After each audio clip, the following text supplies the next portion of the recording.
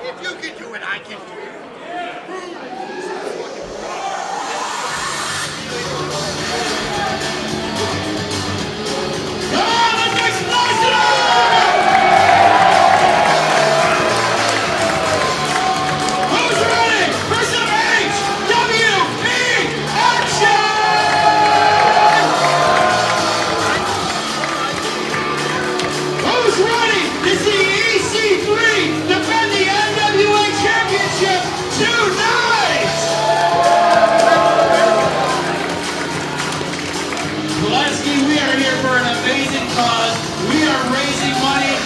Music producers here tonight. Make sure you get your raffle tickets. They're right over there with Drew. It is going to be a fantastic show.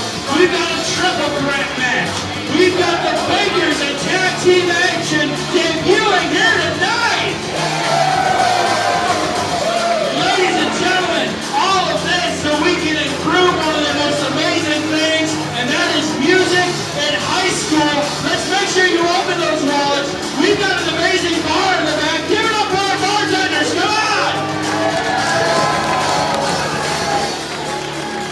We've got lead official Alvato in the ring right now. Make some noise for him.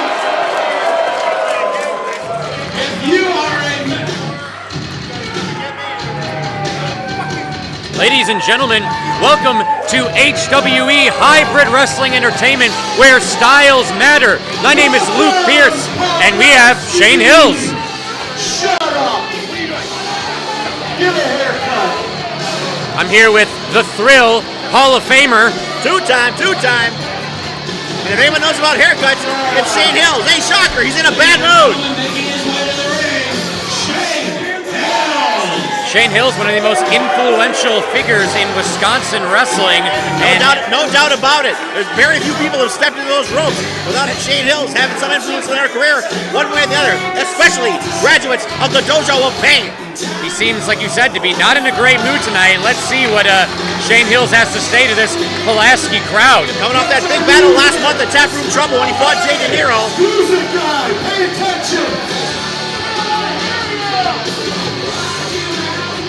Music guy, pay attention. That's what you make the big bucks for, kid. I don't know if that guy's got a future with Who's this. out here from, where are we at? Pulaski? There isn't nothing that ever good came out of Pulaski, is there? We just heard plenty that was. The music program here. Thing that came into Pulaski? This guy. And Scully's hometown pub not agreeing there. This was a fundraiser, correctly? For the band? Choir. Well, I just heard these guys sing, and they're going to go out of business. Ooh. Shane Hills making friends wherever he goes by leaving. You know, I thought they sounded nice. With the band or choir or who's a teacher here? Stand up. We have a teacher in our midst here. Good for her. Did you actually go to Pulaski? Correct. We know what's even crappier? If you had someone that's here tonight that's involved with this. Do you want to jump? It could be family, maybe? Maybe. Pretty sure everyone here is here to support the program, Hills. Hey, can you just go get my pay so I can leave this crappy town? Wow. Adrian Lynch says what? Like you said, Shane Hills not making any new fans here tonight, but I don't think he cares one bit. For crying out loud, Hills. It's a huge night here in HWE. Raise the money for the Pulaski Music Program. Comes with that attitude. Wait a minute. Hold up. I think we just hit the next level. It is Weapon Next, Logan Lynch here in Pulaski. Weapon next! Logan! For the love of God, you could cut cheese on those abs. An absolute athlete. An absolute athlete is here at Scully's hometown pub for the Red Raider Rumble. Both these men, heavyweights in their field, and that's not a euphemism. They are both former heavyweight champions. I've seen these guys wrestle a lot over the years, especially Shane Hills. Him and I go back almost a quarter of a century. at this point. Obviously the OG of the Dojo of Pain. Yeah, and Logan Lynch looking to be in maybe the best shape of his life. I don't think I've ever seen this man look this good. And that's a statement considering the man has always been built like a brick you-know-what house. As we said, folks, we are here for a fundraiser raising money for the Pulaski Music Boosters. We have our main event here tonight, an NWA Championship match. Huge night here in Pulaski, but we're starting it off with two heavy hitters. We'll get to the world title defense soon enough, but yeah, we are definitely going into the heavy leagues for our opening contest here at Scolly's hometown pub.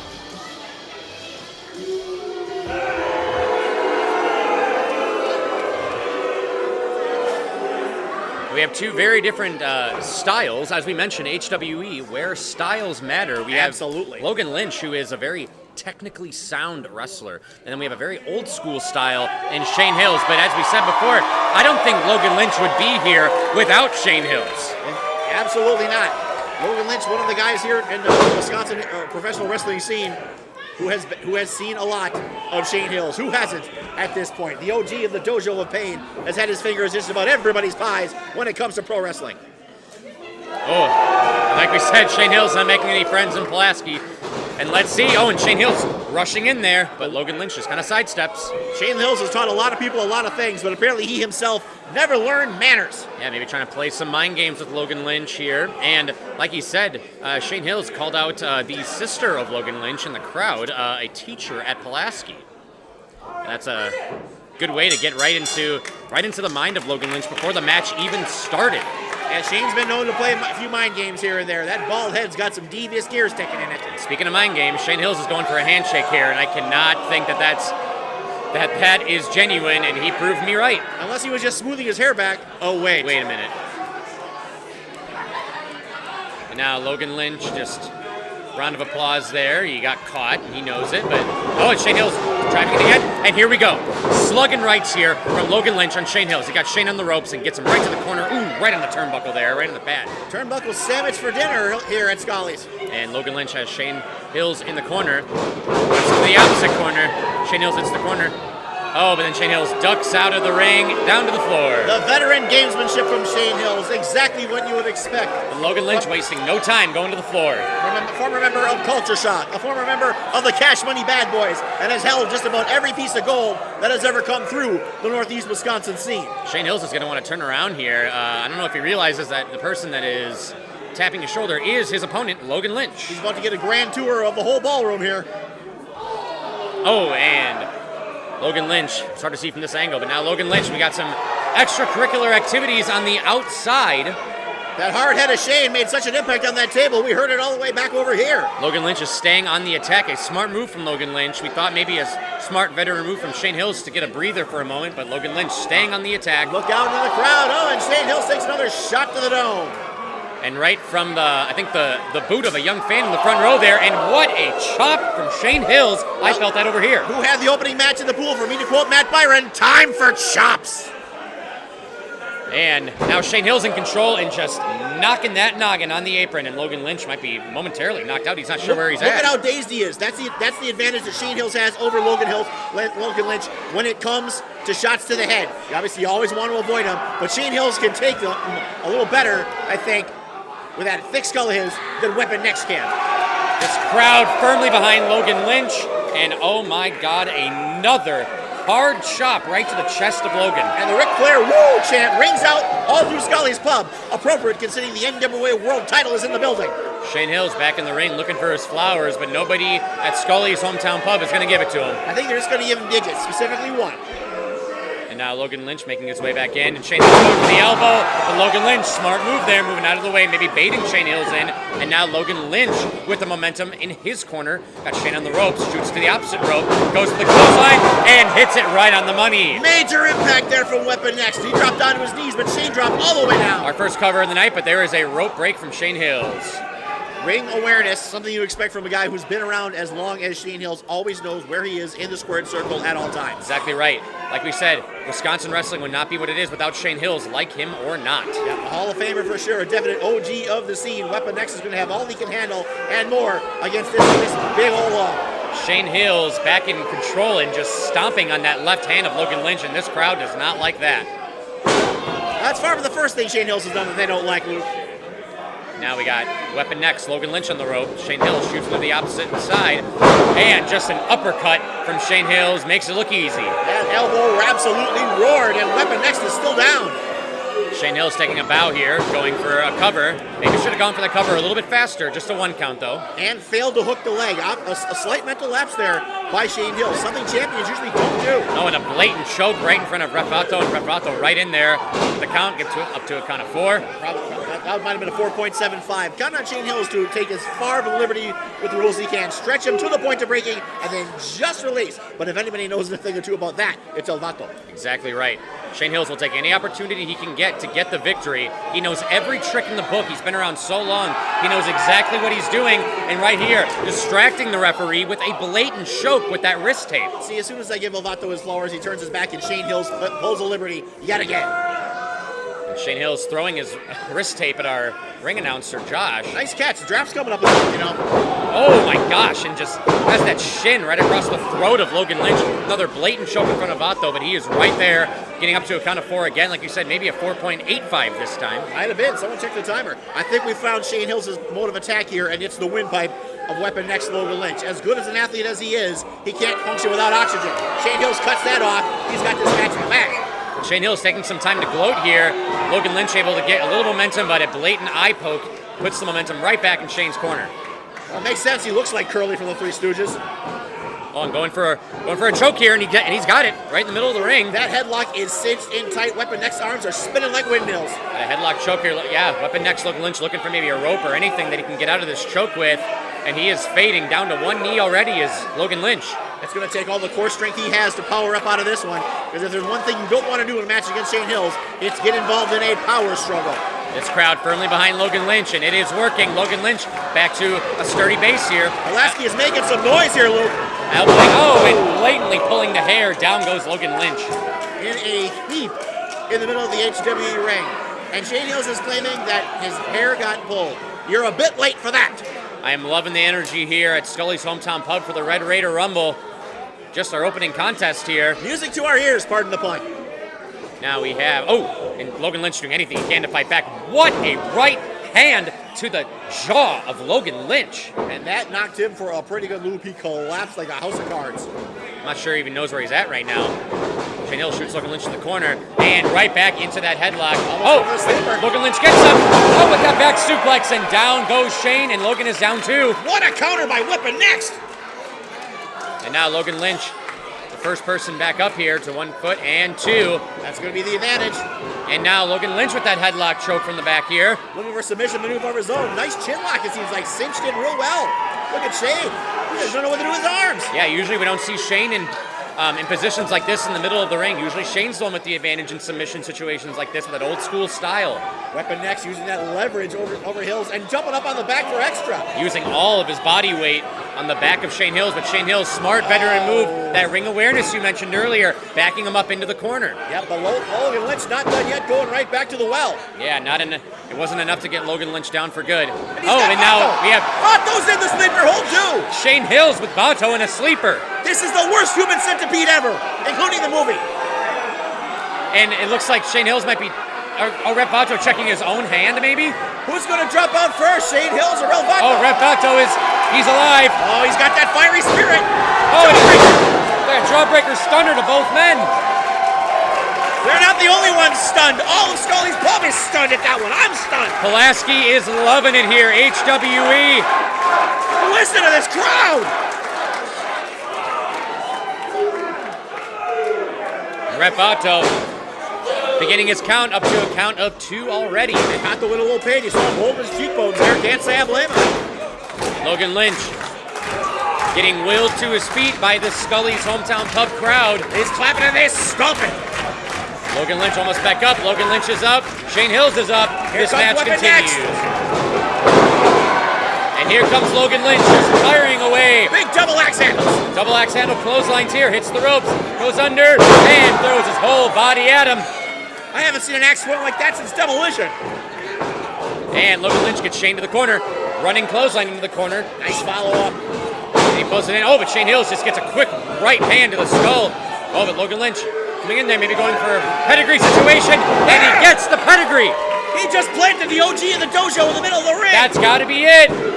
Oh, and that is a 2 count, ladies and gentlemen. I thought that was 3. Wow. Everybody in Pulaski thought that was 3. Weapon Next put everything in his arsenal into that, and it wasn't enough to keep Shane Hills down. Where's he go from here? I can't wait to find out. Let's see if Logan Lynch can capitalize on the most momentum he has had so far in this matchup to put Shane Hills away. Oh, and a cutter! Shane Hills with the cutter. Weapon Next on his feet, but does not know where he is. And look out. Oh, Goozle alert. this might be it, folks. Shane Hills going for the choke slam. Up and And he gets it up and down. that goes ring bent Logan 6 Lynch. centimeters. And here it is, folks. And that is a 2 count. Weapon Next is alive. I thought that was 3, ladies and gentlemen. Again, Shane Hills failing to hook the leg. Thought that chokeslam would be enough. Hell, I thought it was. But it wasn't. Weapon Next is still in this thing, Luke. Logan putting up a 2. And this crowd still firmly behind Logan Lynch. Shane Hills slowing things down, taking this time. Oh, he wants Pulaski to hush. Good luck with that. And Shane Hills. Oh, another blatant eye poke right in front of Ref Vato. Just when we thought we had the answers, he changes the questions. Oh, and Logan Lynch ducks it. A spear! He hits the spear! What floor by Weapon Next on that one? Shoulder right to sternum. And now he is calling for that running knee strike. Uh-oh, them educated thighs are going to come into play. Setting up Shane Hills. Hits the ropes. Oh, it's Shane Hills. Saw it coming, pushed him out of the way. Side swipes. Uranagi! And the Uranagi, and down he goes.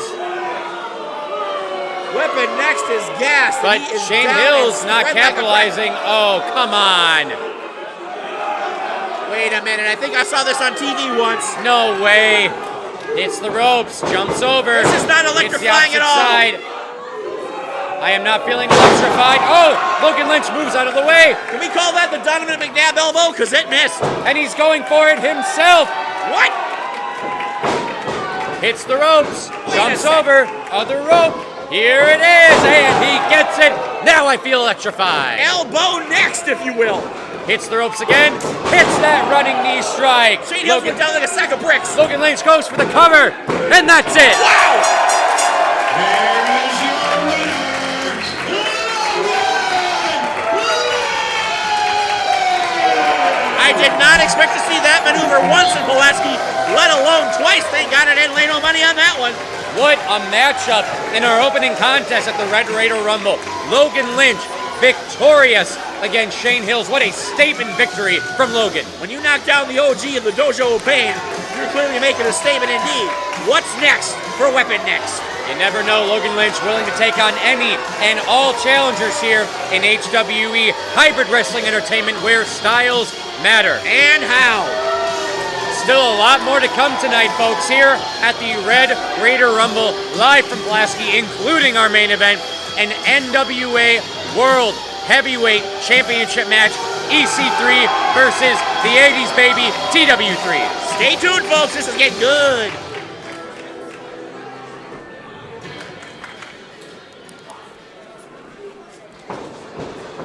Ladies and gentlemen, how was that for starting off your evening, huh?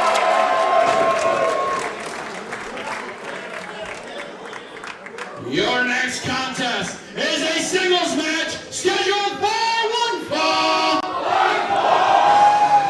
Introducing first from the Florida Territories, weighing in at 283 pounds, Shortking Biff Longpec.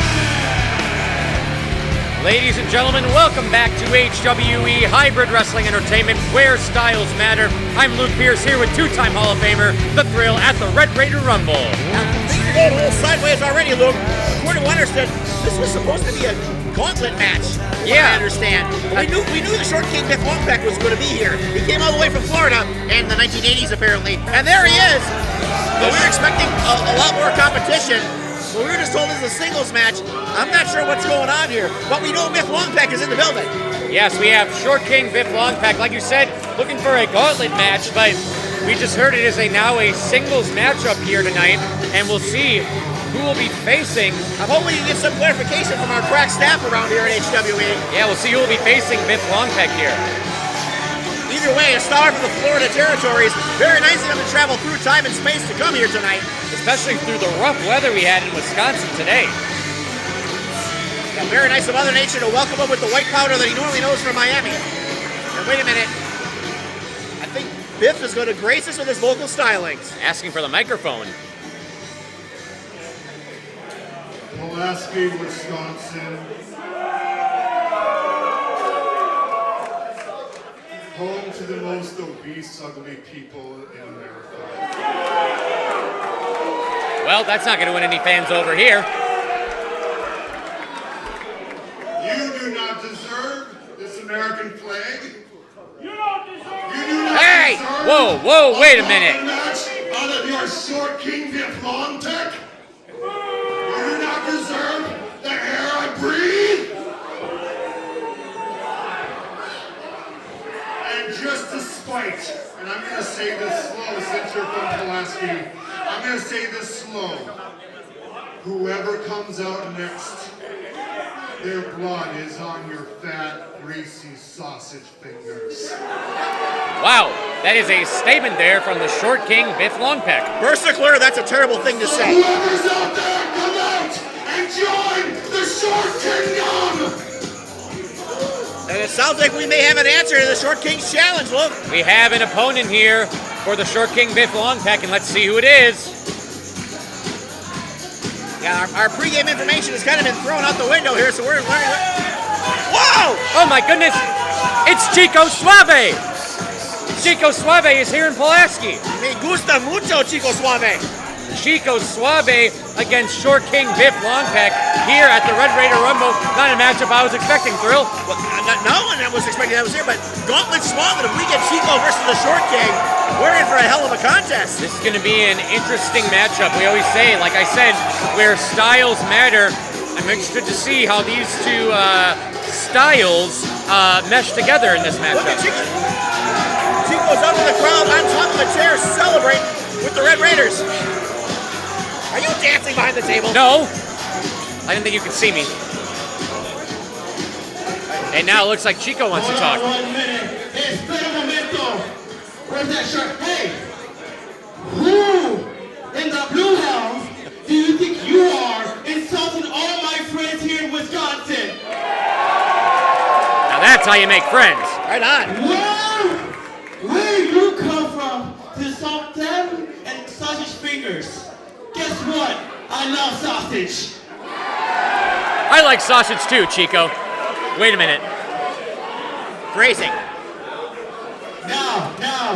Everyone hit up Maplewood Meats down the road. Delicious. Hey, Wisconsin, I got a question. Who wants to see me beat the living hell out of that guy? That sounds like unanimous verdict to me. Hey, SWE! One more time! Who wants to see me kick that blue? Something, Joe. but...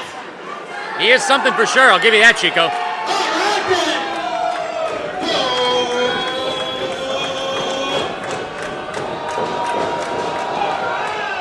And we have a matchup, folks. Chico Suave against the Short King, Biff Longpec here in Pulaski. That didn't take too much crystal blue persuasion.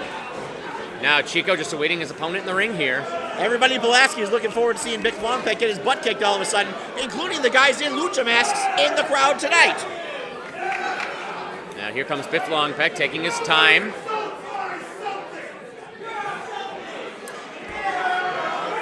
There's your hashtag, folks.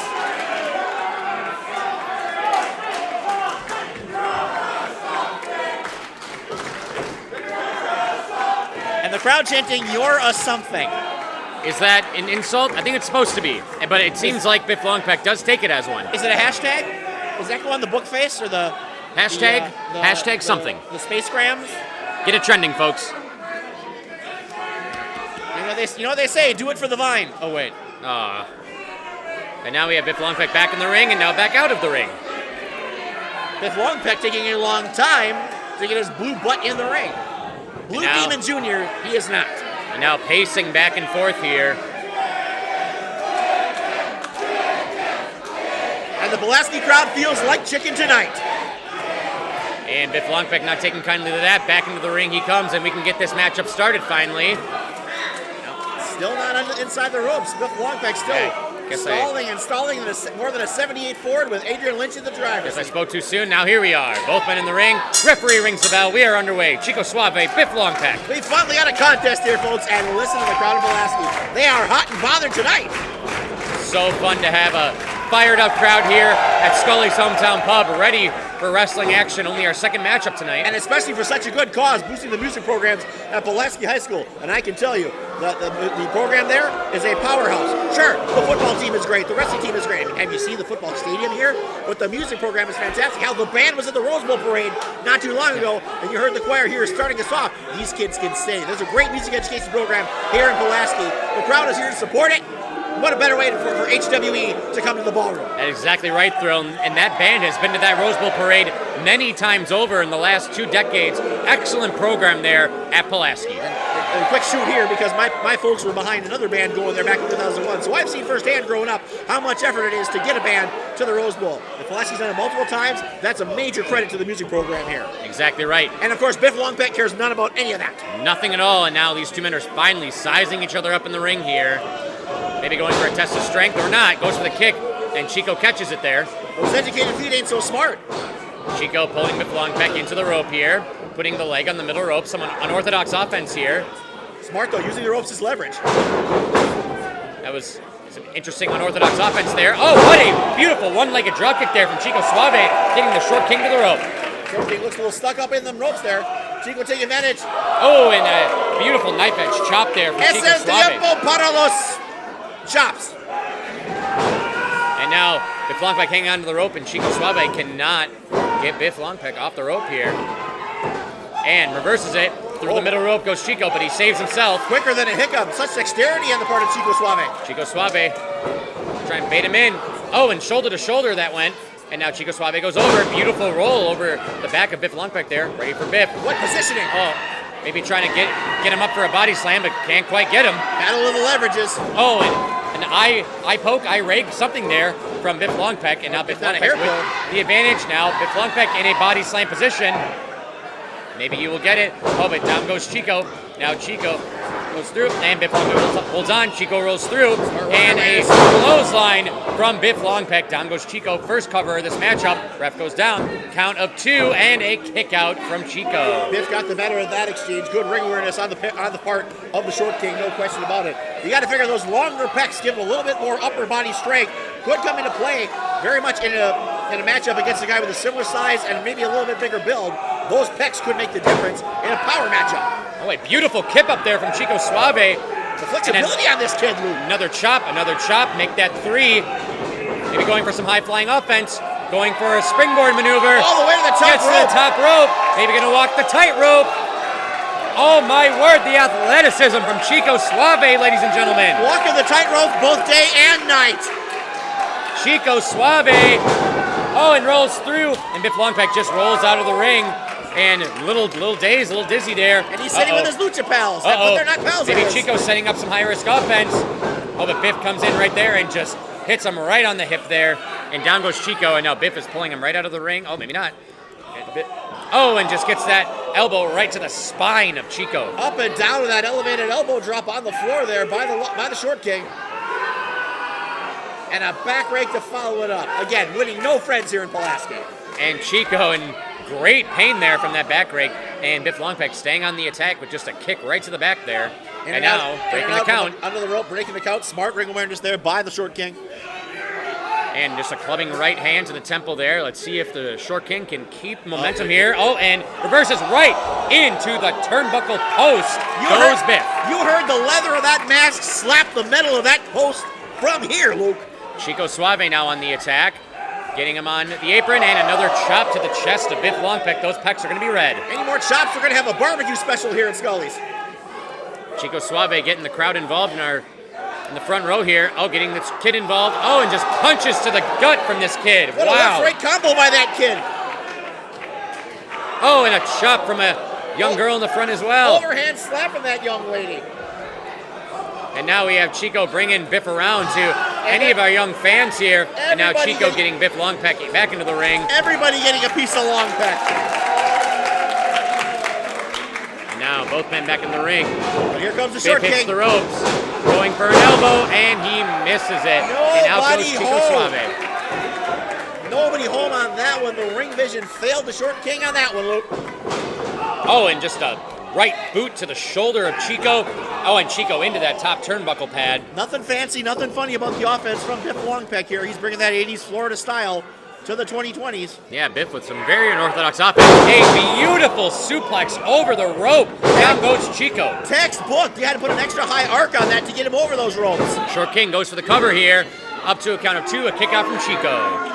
Nice leverage there by Chico. All he could do was roll over on that one shoulder, but it was enough to break up the pinfall. Oh, Short King just stepping over on the chest of Chico Suave. Oh, and trying to blow his nose at the crowd. Probably didn't get out of his mask. Not the brightest maneuver. And now, Biff hits the ropes, goes for a leg drop, and he gets the leg drop. Leg drop, Larry strikes again. Now, Short King going for the cover, and that is a 2 count. Chico Suave kicks out. Wow, Chico Suave took all of that 3 count to get it up, but he got it up, and this match still going. And now, Biff Longpec pulling up Chico Suave by the hair here. Oh, and just slapping. From his knees to his core, fighting back Chico Suave, showing that fire. Oh, and a hair pull, and down goes Chico again. Oh, and a kick to that right shoulder, and Chico was feeling it in the back. He's probably still feeling the effects of that suplex from earlier. Referee admonishing Biff about the hair pull. Oh, just a 1 count there. Chico not giving up easily today. And a chin lock applied here from Biff Longpec. Biff Longpec slowing things down here, looking to take away a little bit of that fire, any momentum. Chico trying to get the crowd behind him, trying to get some energy. Not a problem there. Pulaski is firmly in Chico's corner. Listen to him. Yeah, this crowd is hot here at the Red Raider Rumble from Scully's hometown pub in Pulaski, Wisconsin. The kids are hot tonight, but where will they be tomorrow? Oh, it looks like Chico Suave might be out. This might be the end of the matchup, folks. Beautifully applied chin lock here. Oh, wait a but second. Chico with some power. Those eyelids just popped open. And here comes Chico, and goes for a right and a left, doing anything he can to fight out of this predicament. And a jawbreaker to Biff Longpec. Hits the ropes. Oh, and just a beautiful forearm to the jaw there. You heard that back one in over with here. another one, right into the Speed of jaw. these forearms. Ducks the clothesline. Springboard. Oh, and he gets a springboard stunner. Down goes Biff But he Longpec. didn't get all of it. Will that be enough? 2 count and a kick out from Biff. Yeah, unfortunately, Chico couldn't get quite enough on that cutter. Chico staying on the attack here, not wasting any time. He wants to put Biff Longpec away right now. But he's got something cooking. I think the engines Firing are fired up. Looks like he's going for the worm. And he gets it. Does the worm. And boom, down he goes. Scotty tu caliente. And Biff Longpec is rocked, ladies and gentlemen. Goes for the Olympic slam, and he gets it. Up and down from that fireman's carry position. Nails the Short King. And going for the cover, this might be it. Oh, and a rope break from Biff Longpec. There wasn't a lot of speed or strength there in that Biff Longpec. You saw that arm move very slowly, but just enough to close the fingers around the rope and cause that rope break. Biff Longpec might be running on fumes now, but he still knows where he is. But the straps are down for Chico. Chico Suave taking down those straps. He is ready to put the Short King away. Goes for another slam here. Oh, but the Short King slips out of it into the referee. The referee's Just gets it, okay, though. thank goodness. Oh, and we have Nice a roll-up. roll-up here. A roll-up, and that's 3. Here is your winner, Biff Longpec. Biff Longpec, your winner in this singles matchup. With all the stuff we've seen tonight and are going to see, it makes sense that a guy from the Florida territories in the 80s wins with a roll-up. Simple but effective. And Biff Longpec holding up what appears to be a scarf or a wind belt. Yeah, all it took was a textbook roll-up from Biff Longpec to get the victory here at Red Classic Raider Rumble. wrestling match, if you will. And Chico Suave is in disbelief in the middle of the ring, cannot believe that all it took was a roll-up, and it looks like he's And looking look for... at this. Look at Biff Longpec standing and domineering, lording over the crowd here in Pulaski. All he gets is a bunch of boos for it, and frankly, they're well earned. Seems like Chico's looking for the microphone here, and he's going to get it. I don't think Suave might necessarily be done with this issue. We've got 2 people chanting for Biff. The rest of the crowd staring at him with daggers. Yeah, you seem to be in the minority, people chanting. But Biff thinks this is over, but hold on a second. Chico might have something to say. Biff is out, but Chico's still in the center of the ring. Short King has left the arena.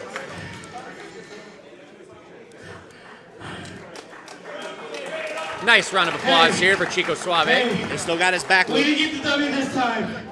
But Wisconsin, before I leave, can we do one thing with me? Yeah? All right, together. Let's repeat after me. Hey! No, one more time. I said, hey! Hey, I hope everyone back there is listening, because everyone out here is hungry. Everyone's here to watch a badass show, and you guys are the most badass audience ever. Thank you guys so much for coming out. My friend, do me a favor. Announce the next badass match. Well, if you're gonna quote Clean It Live Aid, that's the way to do it. Some great energy from this crowd. Great energy from Chico. What a spirit, what a competitor. And we're just moving right along here, folks. Keep it rolling. Your next contest is scheduled for one fall. Introducing first from the Nashville, Wisconsin, weighing in at 220 pounds, the Igniter, John Savage. Ladies and gentlemen, welcome back to HWE Hybrid Wrestling Entertainment, Where styles matter. I am Luke Pierce here with two-time Hall of Famer, The Thrill, and we are going with our next matchup here. We have the Igniter, John Savage here in Pulaski. I did not bring my 2 Emmys tonight, but I don't need them because we've got 3 competitors coming out for one hell of a triple threat match here at the Red Raider Rumble. Here comes John Savage, the Igniter, a guy who used to make his living in this business donning the stripes, but he took them off because he just loves the thrill of competition in the HWE ring, and who can blame him? But he sure doesn't love the fans here in Pulaski, Luke. No, not making any friends here on the way out here, John Savage. He's not going to have an easy matchup ahead of himself here if he cannot get his focus in the ring. My goodness. For a guy who's looking to make his mark in the ring as a competitor, you'd think you'd want to make friends with the fans here in Pulaski, especially on such an important night. Yeah, you would think so. Huge night here at the Red Raider Rumble. And apparently the Igniter does not think so, but what about their next competitor? And his opponent from the evil lair of badassery. Yes! Weighing in at 340 pounds, the Mad Dog of War, Kujo. Now you name a championship, this man has held it. Tag team, heavyweight, you name it. This man's been all over. This man competed in IWA down in the old days. A mainstay of television, wrestling on broadcast television from over 20 years ago.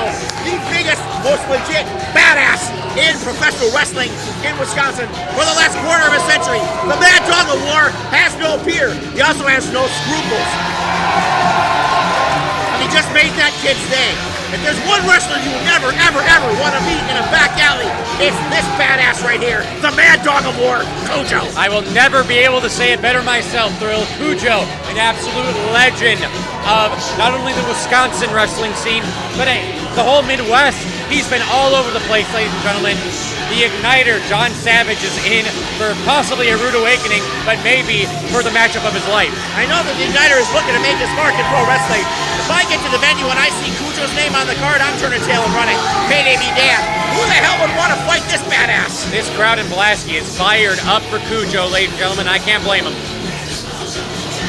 There is no one who brings more gravitas, more realism to the ring than the Mad Dog of War. My guess here, Throw, this is going to be a hard-hitting matchup. Obviously, Kujo with a size advantage. Ladies and gentlemen, I have just been informed by management that this match will now be a triple threat match. What? Introducing the Whoa! Pulaski champion, weighing in at 195 pounds, Ragnar. It's OVW superstar Ragnar the Ruthless here in Pulaski. And a champion in his own right. I've seen this man win gold in Wisconsin before. What the hell is Ragnar doing here? We knew he was going to be in action, but I had no... Oh, but John Savage taking those chains of Kujo, getting an advantage. He's got Kujo's chain and he just leveled the Dog of War with it. And now Ragnar checking on Kujo here. What a cheap shot from John Savage. Kujo just rolled out of the ring and Kujo is fallen into a heap. Luke, I've never seen this before. Yeah, Kujo down and out right away in this matchup, and we have our ring announcer Josh checking on Kujo. What a cheap shot to the back of the head. And Kujo just can't even get to his knees, collapsing to the floor here at Scully's Pub. I have legit never seen this. And now Ragnar and Savage in the ring, and Savage doesn't really seem to know what's coming. And here comes Ragnar, a flurry of offense. As you saw, folks, this is now a triple threat matchup, but we have Kujo being held to the back here. Yeah, this triple threat just became a one-on-one. Kujo is being helped to the back. In over 25 years of covering pro wrestling, Luke, I have never, ever, ever seen that. Kujo's the guy that sent people out of the ring on stretchers. I've never, ever seen him needing assistance to the back. What kind of shot did the Igniter put on his head? That is unbelievable. Took that heavy chain right to the back of the head. He might just have hit a home run of a lifetime. Got the sweet spot just right. You couldn't do that again if you tried. I guess we'll have to stay tuned for updates on the Mad Dog of War Kujo, ladies and gentlemen. But for now, we have Ragnar the Ruthless and John Savage in the ring. And John Savage in a bad way here. Ragnar be stomping. Getting fired up. Now Ragnar sizing up John in the corner, and Savage just moves out of the way. Ragnar puts on the brakes smartly. Staring down Ragnar, and John Savage saying, no way. And now this momentum is slowed down, and now we have a little bit of a reset here. Got to refocus a little bit. This triple threat suddenly becoming a one-on-one. The absence of Kujo and those chains finally getting carried away. And thank goodness we don't need more damage like we just saw. I'm still not over. I'm still in shock, Luke. Yeah, like I said, we'll have to stay tuned for updates. Oh, John Savage going for a right hand, and Ragnar ducks in and now fires off. And now Ragnar shooting John Savage to the opposite corner and firing in with a big splash there from Ragnar. A little bit of elevation there from the Viking Warrior. And Ragnar taking Savage to the rope here. Oh, and just a forearm there. Oh, what a striking knee to the gut, and shoving Ragnar the Ruthless to the ground right by the head. The Igniter moving with significant speed here, Luke. And now the Igniter, John Savage, wants to keep the momentum in his corner. After being thrown off guard here, this is not the opponent that Savage was preparing for. Now it's the only opponent he has right now. Now Savage asking the crowd if they want one more. They say no, he delivers anyway. Did you see Ragnar's head rock on that elbow? I sure that went did. all the way back to the behind the turnbuckle to the damn metal, Luke. Yes, I don't think John Savage cares what this Pulaski crowd wants here at Scully's hometown pub. Well, if you're administering elbows, that's what you want. Bend your opponent's neck to the point of breaking. Blatant choke in front of Ref Vato here, up to a count of 3, and Ref Vato gets right in there as a referee should. Utilizing the count, knowing the rules, a smart move by Savage. What you expect from a former official turned competitor here in the HWE ring. That's exactly right, and another blatant choke on the rope here, and Ref Vato in there again. Now John Savage hitting the ropes. Here it comes in. Oh, and just kind of a knee or kind of a leg clothesline to the back of the head there. You saw the movement of his foot all the way over to the midsection of that ropes there, which shows you how far of an impact that had on the back of the neck of Ragnar. And we're going for a third choke, this time with the knee in the corner, ladies and gentlemen. Ref Vato in there again and breaking it up. And Ragnar pushing him off, just getting very frustrated with this offense. You wouldn't think Vato would have that much trouble with a former referee turned competitor, but he is, because Savage is bringing the heat tonight. Yeah, Savage clubbing blows to the back shoulder blades of Ragnar here. To the rope. Oh, and gosh, right to the kidney. Oh my gosh, I can't imagine the pain that just coursed through Ragnar's back and his body there. Savage has been on the offensive this entire match. Ragnar has never got a chance to get things started. Yeah, it seems like once John Savage, oh, and another shot to the kidney. Once John Savage got the advantage by knocking the Mad Dog of War Kujo out of this matchup, that it's been in his corner ever since. I'm quite familiar with the Ruthless One's work in the ring, but I have never seen Ragnar almost dominated to this degree. Savage putting on a clinic. John Savage getting a little arrogant here, getting a little cocky. He might pay for it. And Ragnar fighting back, but John Savage right back in here with a flurry of boots right to the chest of Ragnar in the corner there. And the Viking looks like he's collapsed in the hold of his own ship. And pulling Ragnar up by the beard. I guess that is one risk of having a beard of that size. You know why the Army doesn't allow him. Oh, and to the back, coming in, sidewalk slam, beautifully executed by the Igniter. He went 3/4 of the way across the ring. Goes for a cover kick out at 1. It's going to take a lot more to keep Ragnar the Ruthless down. Credit to Ragnar, he's got a lot of fight left in him. And now John Savage slowing it down. Oh, a knee right to the spine and just yanking on the arms there. Look at the leverage on the shoulders, on the tendons in the arms, on the biceps. All that concentrated into that point of the knee on the spine, like you're saying, Luke. Physics not on Ragnar's side here, but sounds like Pulaski is. And now Savage, extra layer of pressure there, going forward to the front of the neck, and now back to the arms. But Ragnar getting back to his feet here, this crowd willing him. Oh, and a right to the gut. Make that 2, make that 3.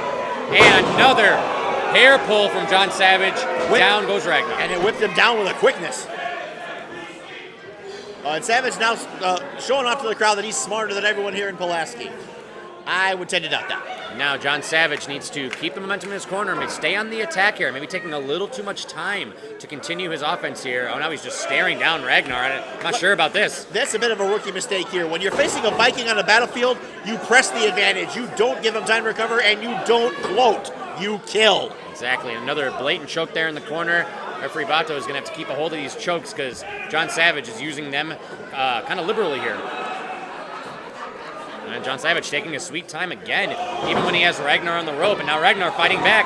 Maybe that comes from, he said, that rookie mistake, that kind of rookie mindset of John Savage. Ragnar, a lot more experience. Of course, OVW superstar now. Ragnar dishing out that one chop, and it was a hard one. You heard it back here, but he still only could get to his feet just now. Oh, and Ragnar's still not able to establish that vertical base, but he's still dishing out punishment. Yeah, throwing his entire body into those chops, but now John Savage just clubbing to the back. Ragnar back down to the mat here. Ragnar looking more lifeless than Lance Bordeaux at a commentary table. Now, the Igniter, again, taking his time, has to stay on the attack here. Really like slowing the pace down. Maybe this is a part of his offense.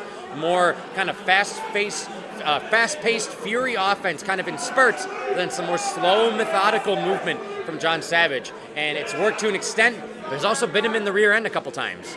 So far, this game plan has worked very well. I can't remember the last time, if ever, that I've seen Ragnar the Ruthless this much on the ropes, pardon the pun, for all of the match. Savage has dominated from belt. Another chop there from Savage. Make that a second one. And like we said, some nice woos from the crowd here. This Pulaski crowd is fired up for some HWA action. Nobody home on that Ragnar, one. and he's just firing chops away on John Savage after ducking that last chop. If we're dishing out chops, Ragnar just became a short order cook because that was fast service. A blatant eye poke there from John Savage to get the momentum back into his corner, and Ragnar is back on the rope. Just when Ragnar was upping the tempo and fighting back, Savage slows it back down. I got to admit, his battle plan here has been executed perfectly by the Igniter. And another choke on the rope here, putting all of his body weight onto the back of Ragnar, shoving that knee into the spine, and now Ragnar coughing. You can hear it from our commentary table, trying to catch his breath. He's clutching his throat. His windpipe is seriously compromised. Now we have Ragnar in the corner here, and let's see John Savage with some shoulders to the gut. Absolutely brutal shoulder. Make that two. Ragnar's entire body moving upward. Now he's going limp over the back of Savage here. Savage taking his time, but he's picking his shots well. Big elbow rocking Ragnar's head, and he collapses down to both knees in the corner. Oh, and a kick from Ragnar there to the gut of John Savage. Oh, and an elbow right to the jaw, right to the neck, and a boot right to the face. This might be what Ragnar needs to get momentum. He may got something cooking here, Luke. Here we go. And he comes in with a double axe handle clothesline. Make that a second one. Let's see if he can Igniter make is it getting three. rocked. And make that three. Down goes the Igniter, John Savage. The impact of that was severe. I see Savage hitting the canvas, and I'm seeing the canvas bend more than usual. Ragnar bringing the power. Can't forget, ladies and gentlemen, this started as a triple threat matchup. No update on the Mad Dog of War, Kujo, quite yet, after being taken out from this match with his own chain by John Savage earlier on. And both men are down. Both men think and strike there. They collided in the middle of the ring. Maybe a noggin knocker there. Both men could be knocked out just for a moment. Elvato administering the count here, and whichever man can manage to get back to that vertical base first is going to have a huge advantage the rest of this match. And now we have John Savage back to his feet first, and let's see if he can put the Viking away. Not surprising considering the damage that he's administered to Ragnar this whole match, Luke. And it's Kujo. What? Kujo's here. The Dog of War is back. Look at him staggering to the ring like the Spirit of 76. Bloody bandage and all. The Mad Dog of War is here. And we're back to triple threat status here, folks. John Savage ducks in. Oh, what a big clothesline by the Dog of War. Kujo. Yeah, you said bloody bandage and all. He's got a bandage on the back of his neck. Going for a choke slam. Oh, John Savage may be going for one bad ride. And down. Down he goes. Goes for the cover. Oh, and broken up. A shining wizard there from Ragnar the Ruthless. And Kujo now taken out of this matchup again. That was close. Now Ragnar setting up John Savage after John Savage taking that brutal choke slam. Savage made a major mistake. He went after Kujo, but he didn't finish the job. And now Ragnar may do just that. And and he gets the cutter there, and Ragnar goes for the cover, and that is it, ladies and gentlemen. Here is your winner, Ragnar the Ruthless! Talk about perseverance on several levels, Luke. Holy cow! Kujo, the Dog of War, staggering back, blood and all, into this match. And Ragnar, after getting hammered this entire match, takes advantage and powers through for the win. And Kujo just staring him down. I can't believe Kujo even came back out. I thought he might be leaving in an ambulance from the venue here tonight. Now, if anything, he probably broke out of that ambulance, if I know the Dog of War. And a handshake. Kujo showing some respect to Ragnar the Ruthless. He loved to see sportsmanship in the wonderful sport of professional wrestling. Real recognizes real, and raw power recognizes raw power. There's probably a lot to simpatico. Oh, man, look at that. Kujo going after the Igniter. I got a feeling John Savage may rue the day. He went after Kujo. Kujo's charging back to the locker room. You better run, John. Folks, we have a lot more wrestling action for you tonight here at HWE, including our main event, NWA Heavyweight title on the line, EC3, TW3. Don't go anywhere.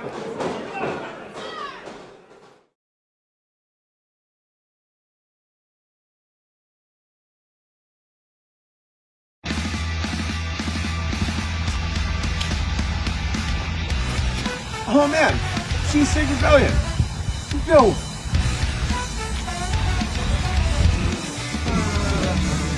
Oh, dude. Galaxy curds. I don't know. You feeling bad or this Rebel Chili, dude? Yeah. Man, this is a tasty burger.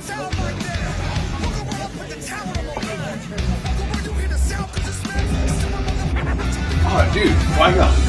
Sick. Not doing good. Yo, like, I might not be a T-ball wizard, but man, dude,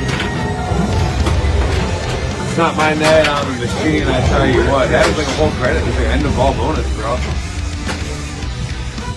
You know, Cheesesteak Rebellion, it's been fun. Who's having a good time tonight? Who's ready to have more fun tonight? Ladies and gentlemen, I would like to now introduce to you the marvelous Ethan Matthews, the exciting XTC and Cornstarch Peter Schwann's The Love Shack! I think the party has arrived, Luke. The Love Shack is here. Welcome back to HWE Hybrid Wrestling Entertainment, ladies and gentlemen. I am Luke Pierce here with two-time Hall of Famer, The Thrill. Two-time. But who needs two-time Hall of Fames when we've got 2 or 3 glow sticks? I can't help but dance when the Love Shack is here, The Thrill. system is down. The system is down. And it is a party here at Scully's Hometown Pub at the Red Raider Rumble in Pulaski, Wisconsin. I went to a wrestling show and a rave broke out. But that's the Love Shack for you. They're a traveling road show. They're a party in a box. And XCC fired up. So is Pulaski. I see signs over there for crying out loud. I haven't seen signs in a wrestling crowd in a long time. Dude, focus. Sorry. I'm dancing too much. I'm just trying to have some fun here in Pulaski. Thank goodness there's not a camera on us this time. I did not need to see the white man dancing. Fair enough. White man can't jump, dance. Yeah, you roll for 2. Who's ready to party?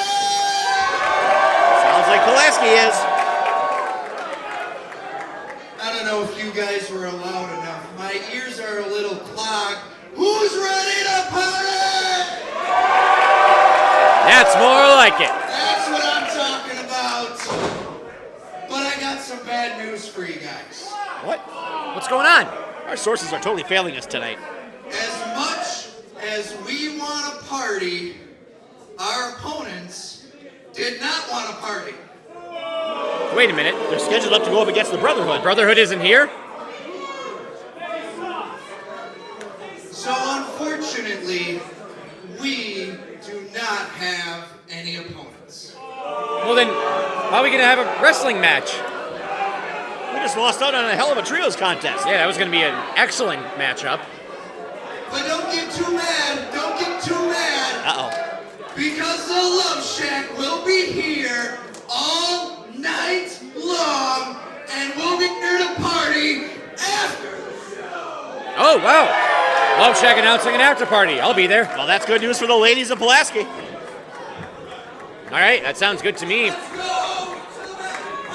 Okay, we're ready to party. Here we go. All right, they're heading to the back and me without the office. However, Dang. Ethan Matthews still in the ring here, asking for the microphone. Yeah, wait a minute.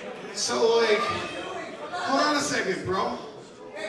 Well, I was kind of thinking, man, I really wanted to wrestle. I agree. We wanted to see some wrestling. Same here. And so, like, we already have a ref here. I'm here. You guys are both here. Do you guys, like, how about... Why don't you guys please just wrestle me? Oh, Nice little friendly exhibition wrestling match. Ethan Matthews asking for a friendly wrestling match from a member of the Love Shack. He's asking for a challenge from within his own little group. Hey, how about this? I got an idea. Between the two of y'all, play like rock, paper, scissors. Rock, and then paper, scissors. I'll fight the winner, I guess. Oh, okay. Are we talking the Lizard Spock version or the regular version? You guys wanna do that? Yeah. All right, we have a referee for the rock, paper, scissors matchup here. Yes, It looks like they're game. 2, 3, shoot. Rock beats scissors. Looks All right. like XTC's your man. It's going to be XTC against Ethan Matthews in a friendly matchup. That sounds good to me. Let's do it. Well, let's hope this doesn't. Your next contest is scheduled Everybody. for one fall. Introducing first from the Bay Area, Marvelous Ethan Matthews. You often find him shopping at Green Bay And UFO. his opponent from Miami, Florida, the exciting XTC. Don't walk away, girl. He's right here. This crowd is Your fired referee up. for this contest, Jada Pride. Here we go. We have two members of the Love Shack in singles action against each other. Not a matchup I was expecting, Thrill. Not at all. This is an absolute blindsider. First of all, that the Brotherhood isn't here tonight. But second of all, to see members of the same family, if you will, going at it. We got to hope that the competitive juices don't spar any bad feelings. But right now, it's nothing but good vibes from Pulaski. And the matchup is underway, and Peter Schwanz here is going to be on the outside watching his two friends wrestle here. And Just goes to show you never know what to expect here in Hybrid Wrestling Entertainment. strong lock up there into a headlock. Ethan Matthews with the control here. Let's see how friendly this matchup ends up being. Nice headlock takeover there from Ethan Matthews. Textbook mat wrestling. Yeah, and Porn says Peter Swan still hanging out on the apron, just monitoring, if you will. He's not really managing either guy. Probably just here to watch the show and make sure that nobody gets hurt to keep the party going afterwards. Some fancy feet here from Ethan Matthews. And goes right back into that headlock. XCC still on the mat. Applause from Peter on the outside there. Ethan Matthews known for kind of an unorthodox technical submission style. Also known to have a little bit of high flying, high risk in his offense, but Just about everything about Ethan Matthews is unorthodox. oh, a But beautiful in a good way, cartwheel bro. there from XCC to get the momentum into his corner, and a headlock now from XCC. Yeah, see, there's more to these guys than just fun-loving guys who love to have fun. There's some legit technical wrestling prowess in every member of the Love Shack. XCC hits the ropes here. Oh my gosh, the power in that shoulder tackle from XCC. And I hope that was just a little friendly joking, not actual taunting. And a drop down, make that two, hits the ropes, goes for hip toss. Oh, slap to the gut. That's one way to counter Reverse. Hip toss from XCC. Ethan Matthews is down, looking for the corner, and he finds it. XTC looking pretty good in the opening bouts here. XCC coming in with a flying forearm. Snapmare, middle of the ring. A lot of leverage there on that takedown. Matthews a little bit dazed. Hits the ropes. Oh, and just boots Ethan right in the shoulder there. And then he reaches down and yells to his opponent, sorry. Time for the base drop from XCC. Will he get it? And he doesn't. Oh, somebody's not going to pay the DJ for that one. Ethan Matthews now up to his feet, back into that headlock. Like I said, more technical submission style from Ethan Matthews. Very evenly matched guys here. Now, Considering we didn't expect them to match up at all. Ethan hits the ropes and a shoulder tackle from Ethan Matthews this time. Oh, some nice power there from Ethan.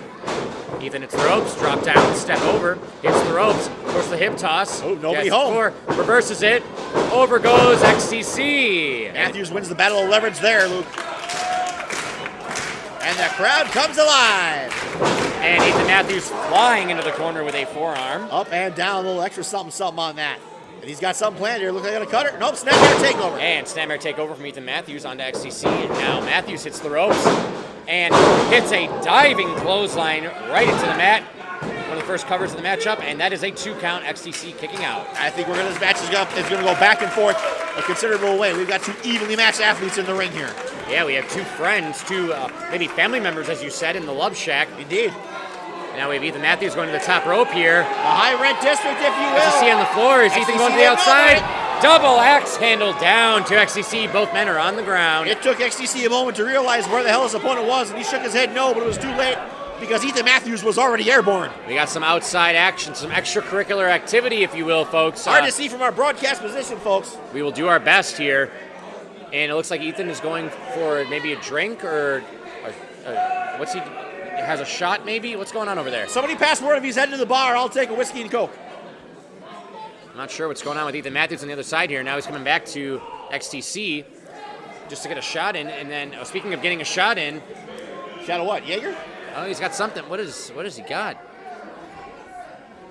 Right, and he's dragging his opponent back to the ring. Pornstash Peter Swan's stepping back here, wondering what the hell's going on. And Ethan's going back to the bar? Yeah, Ethan's going back to the bar here. I'm not sure what he's looking for. I hope he left a tip. Hopefully he did. Oh, he looks like he might have ordered. Oh, he's got a drink in hand here. The one time I wish wrestlers would come our way. And XCC was going for that thrust kick, super kick for a moment, and saw the drink and stopped. And he's like, alcohol abuse in Pulaski. That'll end up in the clink here, man. Oh, and XCC taking the shot of the alcohol. There we go. And the crowd loves it. Reminds me of my old last man sober matches once upon a time. That's a story I'll tell you later. Yeah, no, we just hear Peter Swan say, wow, that smells strong. I would think so. We're in Pulaski. But notice Ethan Matthews already also grabbed a cold rag or an ice pack something or going something. on with maybe his bottom lip or one of his teeth or his jaw. Need a little relief there. Yep, looks like he might have been split open. He might be spitting a little blood there.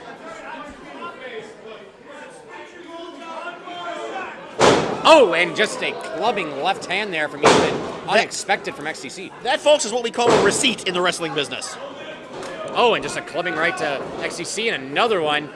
Oh, and a back and forth here. We got, like I said, 2 evenly matched opponents here. XTC probably didn't mean to draw blood on his brother, but he did nonetheless. And that might fire up Ethan Matthews a little bit, because here he comes. Oh, and he blocks the punch. Gets multiple forearms in, firing in with those forearms. XTC just as fired up. Matthews hits the ropes. And XTC with a big clothesline. Ethan right back up, right back down. And a back elbow. Ducks the clothesline. Kick to the gut.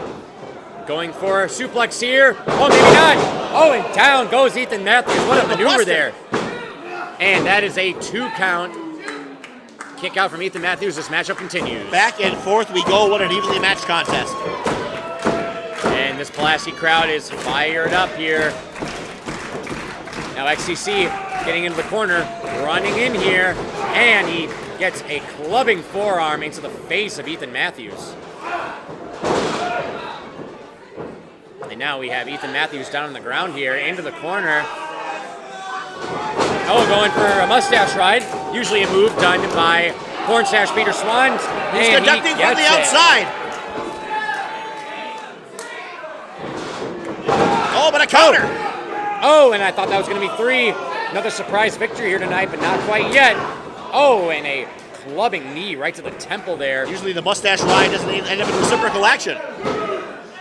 And that is a kick out at 2 again. Ethan Matthews still alive. And a spirited kick out by Ethan Matthews there. Pornstash Peter Swan grabbing his heart outside the ring. Must be hard for him to see his boys fighting like this. Yeah, Peter Swan just looking for a good matchup here. And let's see if XTC can keep the momentum. Oh, a jawbreaker there from Ethan Matthews. Turnabout fair play. And the Famouser. He hits the Famouser on XTC. Goes for that cover really quick. And that is a 2 count. Still not enough. The crowd can't believe it. Peter Swan just can't believe it. Ethan Matthews thought that was 3, and so did I. But this matchup continues. Round and round we go, back and forth between 2 evenly matched. Talk about your yin and your yang. Now Ethan Matthews going to the top rope here. XTC still out in the middle of the ring. As I said, we don't see this very often. High risk offense here. Here comes Ethan. And Goes for the elbow and misses the elbow. XTC rolling out of the way. A savage miss, if you will. Now Peter Schwann's getting the crowd fired up. XTC's got something going. XTC maybe going for that knee M. Here it comes. And he just misses. Roll up here from Ethan Matthews. And that's 3. Wow! Here is your winner, Marvelous Ethan Matthews! XTC did everything he did to kick out of that, but it wasn't enough. It was not enough. Unbelievable victory there. Pornstash Peter Swan's in the ring now, re-administering that cold pack to the jaw of Ethan Matthews, now attending XTC, trying to make sure everything's cool within the love shack. Yeah, your winner, folks, Ethan Matthews. An interesting matchup after, like we said, the Brotherhood not here tonight, so we had some impromptu matchup here between XTC, Ethan Matthews, and a good matchup it was. Your winner, Ethan. Now here's what to watch for. Is there problems within the love shack, or is everybody going to be cool after that battle? XTC trying to get to his feet. Both men help him up. Handshake there. Love to see it. And a hug. There's the bro hug and applause as well. Love to see that. Everything copacetic. You'd hate to see anything happen between three fun-loving guys who love to have fun. The fists are pumping, and it looks like the party is now on. Well, okay, only Peter's pumping the fist. The rest of them are retired. They just fought each other. Don't forget, ladies and gentlemen, Love Shack after party. I know I'll be there. Sign me up. Give it up for the Love Shack!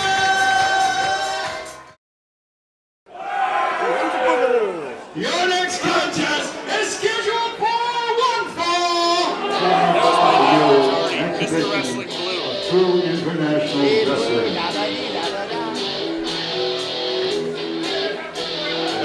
I'm a wrestler. Introducing from Coon Mountain, Wisconsin, weighing in at 215 pounds, the last cowboy, Warwick Stephans! Ladies and gentlemen, welcome back to HWE Hybrid Wrestling Entertainment, where styles matter. My name is Luke Pierce, here with two-time Hall of Famer, The Thrill, and we are continuing this action tonight with Warwick coming out here right now, the last cowboy. We're kicking off the second half of the Red Raider Rumble. What a hot crowd standing room only here at Scolly's hometown pub in Pulaski. This building has a history and tradition of pro wrestling. I know I was here for it, but I don't know if I've ever seen it this packed and this energetic. Can't say no with the NWA World Champion in the house. This right. here cowboy, Warwick Stephans, looking like he's ready for a fight, Luke. Yeah, we got Warwick Stephans here in the ring in Pulaski, and we're going to see if he can get a statement victory here tonight. And music can be only one thing. Wisconsin's Lakeshore, weighing in at 268 pounds, 12-gauge, Rick McCarthy! Click, click, boom. Here comes the 12 gauge. Rick McCarthy is here in Pulaski, ladies and gentlemen, and they are fired up to see him. The robes are glittering and the fans are a-popping here at Scully's hometown pub. A very energetic crowd here tonight in Pulaski. Exactly what we needed for this show. And the cowboy just staring a hole in the back of the head of Rick McCarthy. Absolutely not taking his eyes off the game. He is focused. He is locked in for this matchup here tonight. It's been a bit of an unorthodox night, so it's safe to say, here at the Red Raider Rumble. This is one of not that many matches that are posted on the Facebook page of Hybrid Wrestling Entertainment earlier on that is actually coming to fruition. And now we have Warwick Stephans going to the floor here. Not gonna watch this end of the entrance here. We haven't even started and the cowboy wants to hit the dusty trail. And 12 Gauge is also fired up, ladies and gentlemen, asking for his opponent, saying, get back in this ring, let's fight. The cowboy versus the shotgun. This ought to be one hell of a hard-hitting matchup.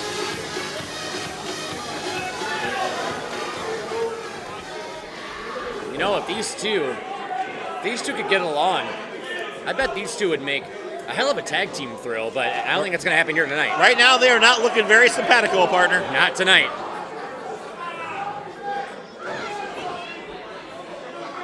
All right. Jaw-jacking going on here, and a lot of noise being made by the Pulaski crowd. Exactly right, and we have the crowd telling Warwick Stephans, get in that ring. We are here for some wrestling action. El Vato trying to get both men to the corners. There's the signal. There's the bell, and I think we got a match here. We are off. We have two Way off, some would say. powerhouses here.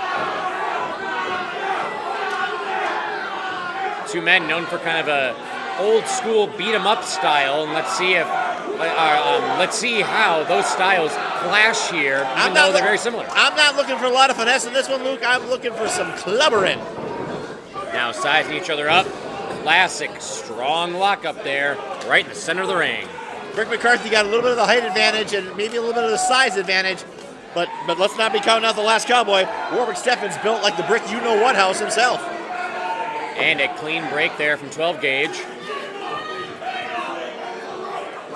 And already Stephans jaw-jacking with a little Yeah. butt, though. Not a good way to get on his good side. the last cowboy here getting fired up right off the bat, and he's going to need to. He might be a bit of a lone ranger, but you still want to piss off the marshals. Yeah, he might be. Or he might need to go into this matchup a little more level-headed here if he wants to get the victory against 12 gauge. Especially with a guy who probably fights in such a similar style. Exactly right. And another back up to the corner here. On the ropes, And a clean break there. 12 gauge getting the Pulaski crowd fired up. What a roar from Scolly's hometown pub. And now we have Warwick Stephans, like you said, jaw-jacking with this crowd, just continuing here. And some encouragement being shouted to Brick by the crowd here in Pulaski. Now we have Warwick Stephans kicking the dirt onto a young fan in the front row here. Might be a little dusted in boots, but he's going to dance it off tonight. Yeah, very disrespectful, but now we're back in the center of the ring. Two powerhouses. Oh, no lockup this time. A knee there into the gut of 12 gauge. Finally, and now Warwick. one man taking a little bit of advantage, but also taking his time. A club to the back of 12 gauge. Now, 12 gauge obviously with the height advantage here, but it's kind of hard to tell who has the power advantage thus far. And so far, the Cowboy definitely using his to his advantage.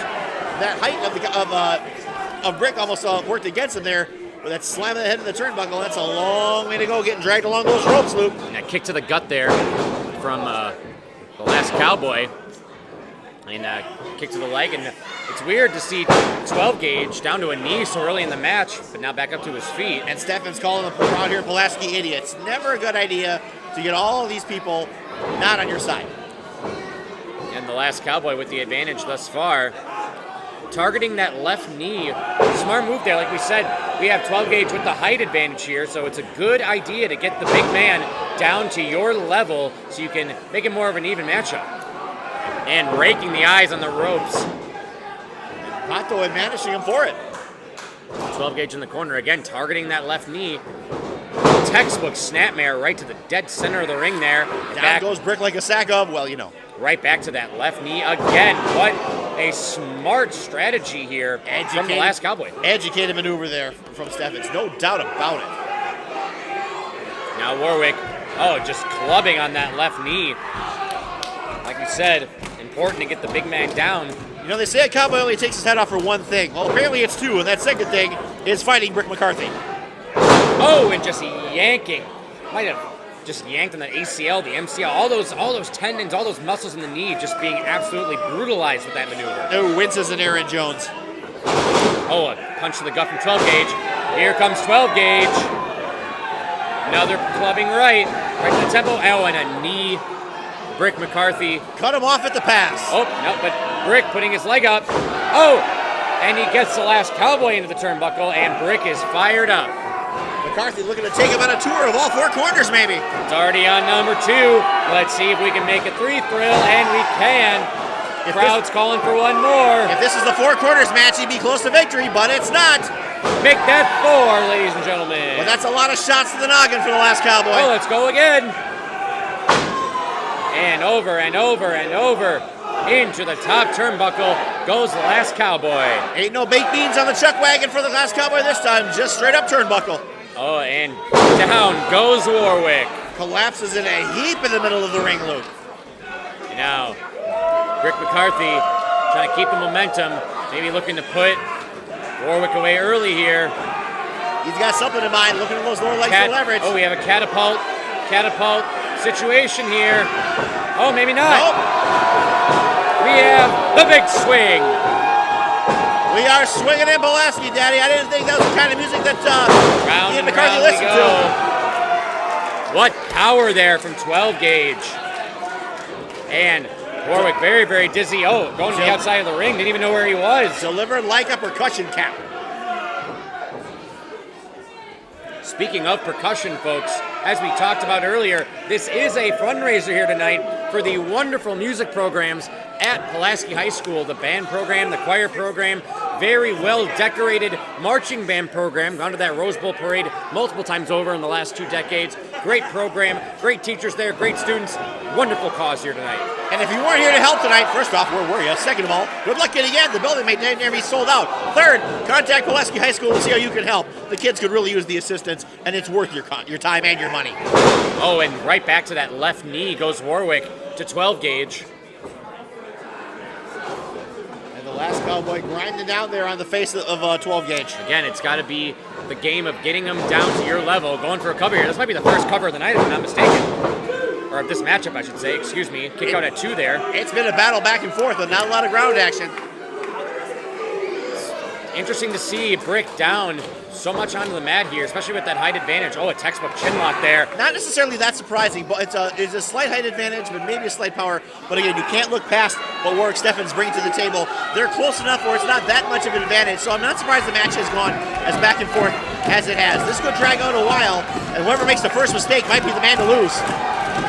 There's that textbook chin lock here, and this Pulaski crowd is fired up, trying to will Brick McCarthy back to his feet. And it looks like it's working. Look at him drive those elbows into the sternum. Left elbow into the gut, into the sternum, hits the ropes. Going right back to that left knee again. Going low with a chop block like a Denver Bronco. He might not have any knee left after this. Oh my goodness, just slamming that left knee into the mat. He better hope there's titanium in the knee pads considering the impact it's taken. And we have Warwick still with the momentum in his corner, and this crowd not liking him, but I don't think he cares one bit. Now, I got a feeling that Warwick Stephans cares about only one thing, and that's himself and winning these matches. That is exactly right, Thrill. And now we have, oh, just a knee to the temple, right to the eye, right to the orbital bone, it looks like from this angle. Things have slowed down on the trail considerably. He's going to take time to pick apart Brick McCarthy here. Wants to make sure he can put him away exactly when he means to. Big clubber in right hand there. Brick McCarthy is in a bit of a bad way, as they say. And now we have Brick McCarthy back up to his knees, but not for long. Now he's on the ropes here, and Warwick has the advantage again on that top rope. What a blatant choke there, putting all of his body weight onto the back of the neck of Brick McCarthy there. Wow, while the rope is driving up into the neck and into the top of the sternum of poor Brick McCarthy. That's double damage right there. All right, let's see. Oh, another catapult predicament here. And he's stuck up in the ropes. This could be bad. Oh, hangs him up on the rope, the throat right to that bottom rope. Oh my gosh, he might have knocked the wind out, and it possibly could have just like corrupted that airflow. That windpipe's got to be bruised at the very least. And now we have Warwick getting Brick back up to his feet. Maybe going for a powerbomb predicament here. He can maneuver him in a whole different bunch of positions from this position. Yeah, a lot going on here. Let's see where it goes. Oh, but 12 gauge, getting over at that back suplex. Where it went was awry for the last Cowboy. And now 12 gauge back up to his feet, exposing that left knee that's been targeted this entire match. Some slap trying to wake it up. Oh my God, what a clothesline. Going for another one, it looks like. Make that 2. Oh, I can feel it from here. Brick is softening up the Cowboy, trying to set him up. Maybe setting him up for another one. Oh, but gets him to the rope. Shoots him to the opposite side. Going for a ride. Oh, and a gorilla press. Look at the Warwick and Look at the power of Brick McCarthy. Are you kidding me? Goes for the cover here. And that is a 2 count. Everyone in this room thought that was going to be 3. How in the dusty hell was that not enough to put away the last Cowboy? A lot of people in this crowd thought that was 3. Me too. But Ref Vato making very clear that was a 2 count. Vato doing a hell of a job against 2 big slugging brutes. Oh, but Warwick going right back to that knee, getting the advantage again. Smart strategy. Chop down the tree. Let's see if he can finally put him away. Like you said, Thrill, back and forth this match goes. That first mistake might be what puts this match away. They say HWE is where styles matter. Well, when both guys fight a similar style, you get a classic like this. Some unorthodox offense there. And going for that future shock DDT, and he gets it. Did you see the arc on that? That is 3, ladies and gentlemen. Wow. Here is your winner, Brick McCarthy. Talking about planting a cowboy with a purpose. What impact on that DDT. An unbelievable matchup here from two powerhouses, and you were right. Just that one step, that one mistake is all it took for 12 Gauge to put the last cowboy away. When you're up on the mountain trail, it only takes one slip to fall a long, long way. Tonight, Brick McCarthy standing tall here at HWE. That's not all, folks. Still to come tonight, we have, of course, our main event, the NWA Championship match. EC3 against the 80s, baby. TW3. First time this title has been defended in this area. And how long, Thrill? In 12 years. 12 years. Huge matchup coming up. Don't go anywhere.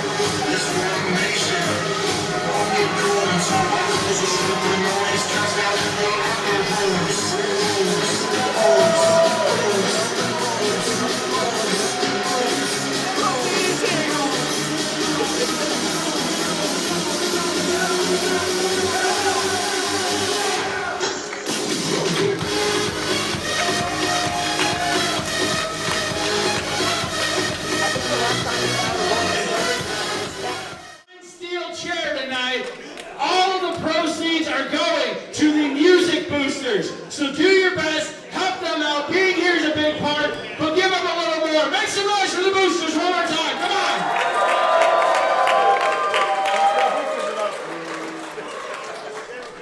Your next contest is a tag team match scheduled for one fall.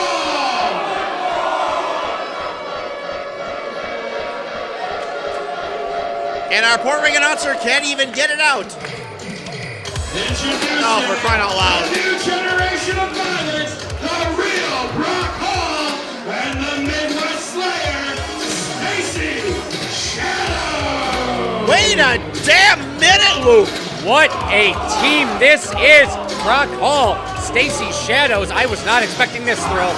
Well, the only thing they have in common is the matching hairstyles. And Pulaski making their preference heard. Listen to them. They said it, not me. I wouldn't want to get on Brock Hall's bad side, but I really wouldn't want to get on Stacy Shadow's bad side.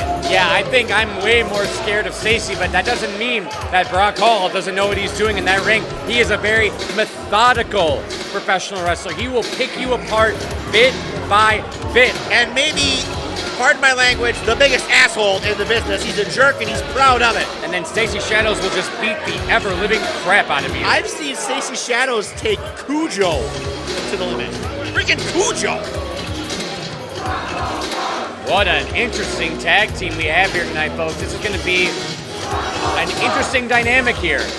Interesting. Hell, it's flat out dangerous. I would agree with that, Thrill. And now Brock Hall with his patented waiting for his opponent pose here. Open like Raven before he throws Ken over a bar at the Nagy Athletics. And Stacy Shadows just staring down that entrance ramp, waiting for... And their opponents, they accompanied to the ring by Big Papa Baker from Beavertown, Wisconsin, weighing in at over 900 pounds.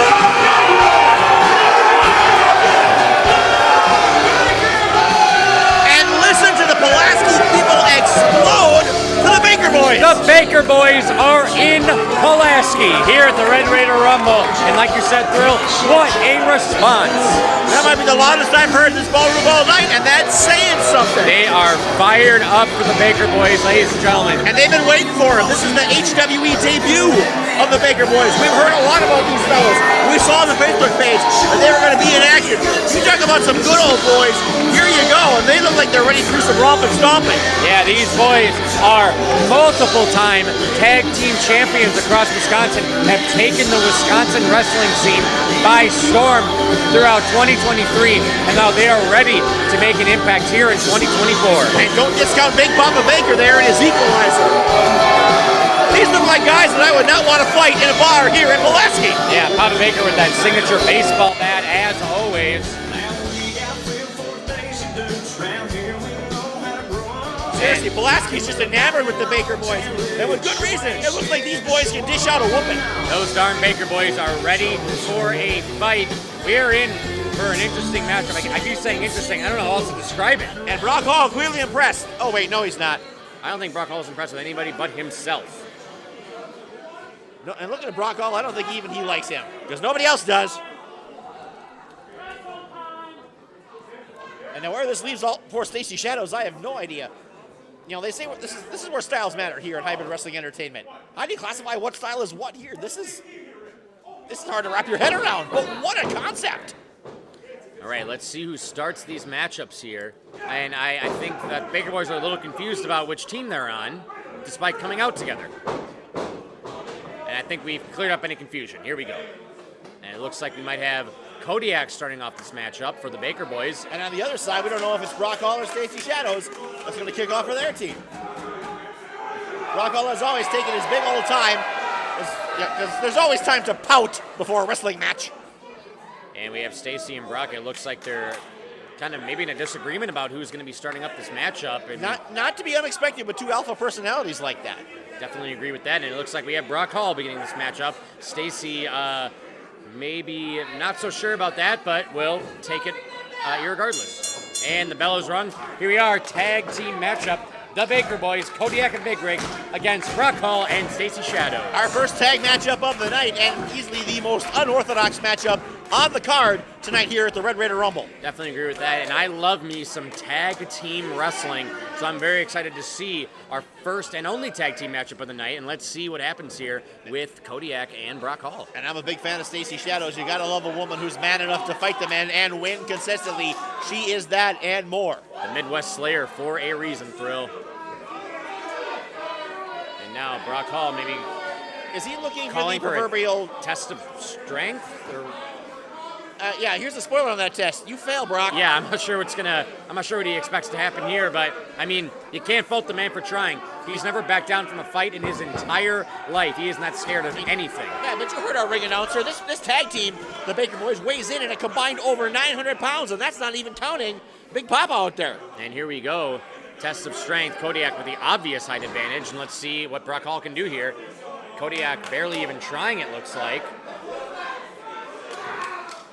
And Kodiak getting that leverage very early on without even trying. Brock Hall trying to fight back with everything he has, putting his entire body into it, it looks like. At what point does he realize he made a bad decision? Yeah, I think he just did. You can see in his face right now, Thrill. Oh, well, he's moping. That's kind of his default mode. But a blind tag from Stacy Shadows. Stacy Shadows not having it. She's like, let me deal with this. Now, Brock Hall not very happy about that, but I guess they are not, for as greasy as Brock Hall's hair is, they are not a well-oiled unit. Now Stacy Shadows getting warmed up here for a test of strength of her own. Then I wouldn't count out Stacy Shadows from this test of strength. Not at all. The Baker Boys have a clear advantage. Height, strength, weight, and the whole marriage. But they're facing Stacy Shadows, and these guys have never been in the ring with her, obviously. Yeah, it's their debut in HWE. They're going to find out real quick that they got more than they bargained for. Stacy just asking, can I please just try it? And she is trying it. Oh, getting some strength, getting some more leverage than Brock did, it looks like. And getting a Stacy chant from the crowd here in Pulaski, despite how much they love the Baker Boys. That's Stacy Shadows for you. Demands respect wherever she goes. And a blind tag from Brock Hall. Interesting tag there from Brock Hall, because Stacy had a little bit of an advantage there maybe for a moment against Kodiak. You know, they talk about the importance of a tag team being on the same page. These guys aren't in the same library. It's very, very interesting, this matchup. And I'm going to see if Kodiak can keep the power. Oh, wow, some disrespect there from Brock to Stacy. I'm not sure if that's the right way to go. We're barely into this matchup. And the Pulaski crowd noticed, and they booed him for it. Nobody likes Brock Hall. He's like the anti-Sarah Lee. And if there's one person in this room right now you don't want to disrespect, it's Stacy Shadows. Yeah. Now Brock Hall going for next another to Kujo. I mean, no one else that I want to run into an alley. Another test of strength there from Brock Hall. And had absolutely no chance. Down to his knees goes Brock Hall. Kodiak wrenching on the fingers of Brock Hall. Oh, but let's go there. You could take either member of the Baker Boys and stand them next to Brock Hall in front of a bright light. The shadow they cast would look like the 0-1 on the side of the General Lee. That's exactly right, Thrill. Now this crowd still letting Brock Hall know how they feel. These are big, strong country boys who do not mind whooping up on somebody. Just the type of people that Brock Hall would hold in high disrespect. Oh wait, that's everybody. Now, I don't know if you all expected a mat wrestling classic in this matchup, but you're not going to get it from these two teams. You're going to get just some brutal, hard-hitting offense. And shocker, Brock Hall is demanding respect. And the he's not ropes. going to get it. Goes for a shoulder tackle, and Kodiak does not even move. Another blind tag. Wow. These two are not on the same page, as you said, though. This does not bode well for this tag team. And like I said, they ain't even in the same library. There's a big old disconnect between Brock Hall and Stacy Shadows. Yeah, I thought maybe we could have a new kind of interesting tag team on our hands, But did you notice that Stacy Shadows delivering that shoulder block, it backed up a Baker boy. And another blind tag here from Brock Hall. A little communication would go a long way with these two, but they ain't got it. And we haven't even seen Big Rig in the ring yet. It's been all Kodiak thus far, and he's barely broken a sweat. He doesn't have to when he keeps changing opponents.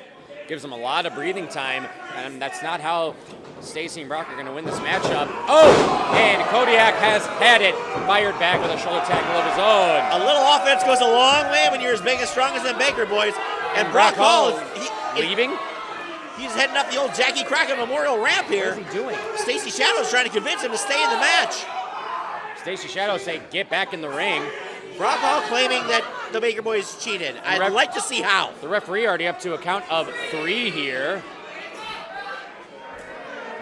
Telling Brock to get back into this ring. You know, I actually have an NWA rulebook at my house. I should have brought it, but I remember a lot from reading it, and I'm pretty sure I didn't see anything in there that would qualify as cheating. So what Brock Hall is talking about, I have no idea, Luke. Referee up to a count of 6. And now both members in the ring. And we still have Kodiak in the And ring. Brock Hall trying to tell Stacy Shadows what to do. Wow. Yeah, that went well. Yeah, that's going to go really well for you, Brock. Okay. Did you hear the boos from Pulaski in that, too? Exactly right. Even they know not to mess with Stacy Shadows. And I think Brock might have to turn around pretty soon here. He's going to be in for a rude awakening. He's behind me, isn't he? Yes, he is. Brock Hall just reaching behind him saying, oh boy, what's going to happen here? I got to just face the... Oh, and clubbing right hand. And now we have Brock into the Baker Boys corner. It's the wrong place to be, Brock. And now... shushing everyone. Oh, a double chop to Brock Hall. And Brock Hall now down to the ground there in the corner. That'll turn you a couple different shades of John Deere green. And now we have Kodiak getting Brock Hall into the corner. We have to shush again. And another double chop here. Down goes Brock Hall to the mat again. To the sound of applause from the ballroom. We're finally going to get some Big Rig. Here he comes, ladies and gentlemen. The other half of the Baker Boys. It took him that long to get involved in this match just because of the shenanigans between Brock Hall and Stacy Shadows. Oh my God. Oh, and I think Brock Hall is regretting letting him in. Yeah, we have a very fresh Big Rig here. Stacy and Brock have been in and out and in and out. Not on the same page. Big Rig just breathing, watching, plotting. Now he has all the momentum and advantage in the world here. The pecs of Brock Hall might be longer than Longpec's pecs at this stage. They're getting smacked around by the Big Boys. And Brock Hall with a thumb right to the eye of Big Rig to get the advantage, and now clubbing that double axe handle and then just a clubbing forearm to the shoulder blades of Big Rig. Suddenly Brock Hall seems to care. Raking on the ropes here. And then, oh, and now I guess kind of a blind tag. Stacy wasn't quite expecting it, but she's in nonetheless.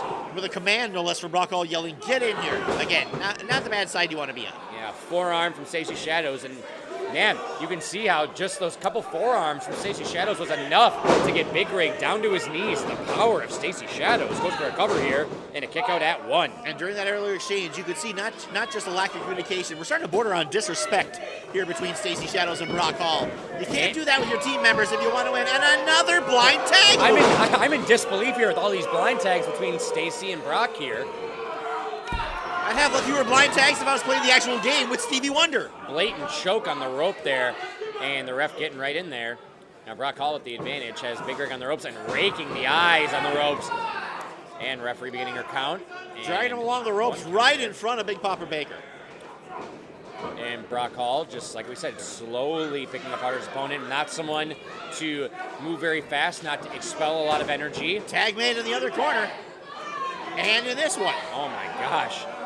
Tag to Stacy. Now we're back to the opening of this contest, I believe. Oh no, Brock Hall opened up this matchup. Stacy now back. Stacy looking to open up a can of whoop you know what on the Baker Boys. Oh, and Kodiak just elbowing Stacy. Kodiak, what power and what size he has. Stacy not afraid to take the punishment from a man and not afraid to dish it out. Brock blatantly grabbing Kodiak when he's not the legal man, right in front of the ref, right in front of his opponent. Big shoulders delivered by Stacy there, right into the sternum, and then Baker Boys. And now Stacy Shadows, snapmare, and we have Kodiak in the center of the ring.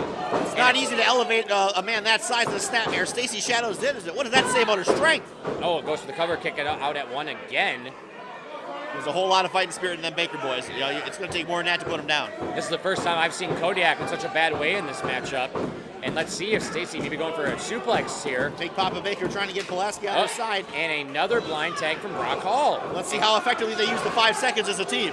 Clubbing into the kidney there and into the shoulder blades. And now here comes some fury here from Brock Hall. And the answer is not that well. And now getting Kodiak to center the ring. Interesting move to throw him closer to his tag team partner. But a good maneuver there by Brock Hall. Saw he was heading for the corner, cut him off.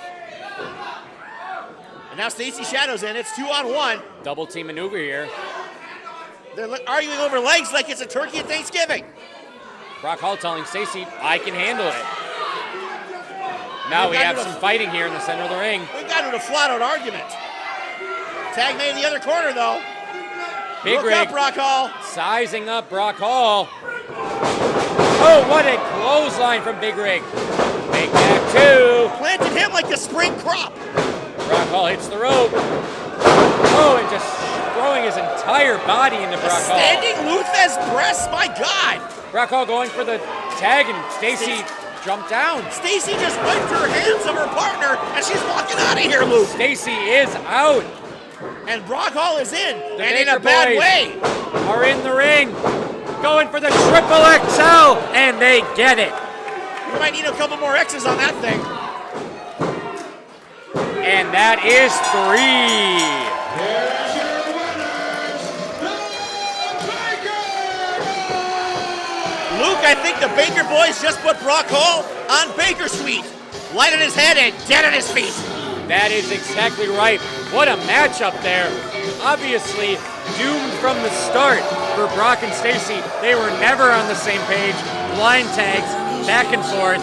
And of course, the more cohesive tag team tonight gets the victory.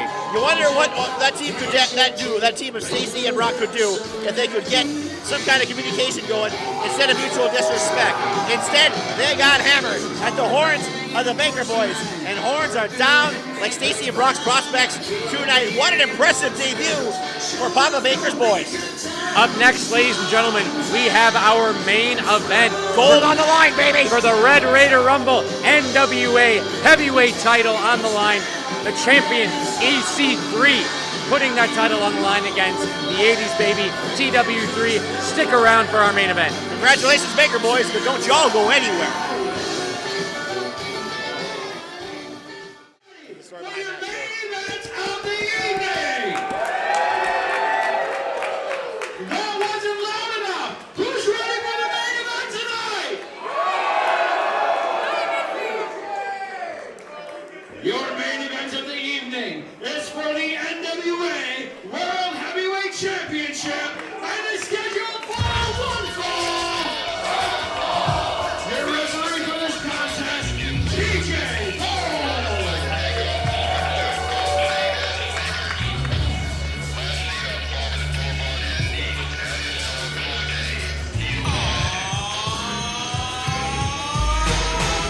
Let's put a world title on the line, Luke.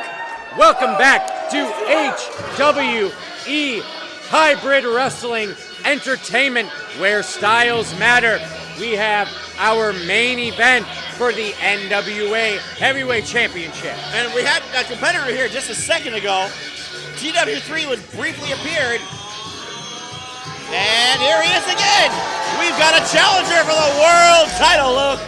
OVW superstar, the 80s baby, TW3, is in Pulaski. And he's no stranger to fans in Wisconsin. This man's been flying his train around here for a long time. He's been a top-level superstar for a long, long, long time here in the Wisconsin scene. Who doesn't love the 80s, baby? And of course, that classic sign, I see it at every show that TW3 is at, and I love it. As the kids say, it's lit. TW3 getting this Pulaski crowd fired up here at the Red Raider Rumble for our main event. The executive committee made a heck of a decision in giving TW3 a shot at the big time and the big 10 pounds of gold. What a competitor this guy has been over all this a long time, especially what he's done in Ohio Valley Wrestling. Nobody deserves a shot at the most prestigious championship in the world more than TW3. Looking to be in the best shape of his life, and he needs to be if he wants to walk out with that gold tonight. He's a guy who's not allergic to a good time, but he looks focused as hell right now. One of the biggest matchups of TW3's career. I got goosebumps. And of course, our NWA champion,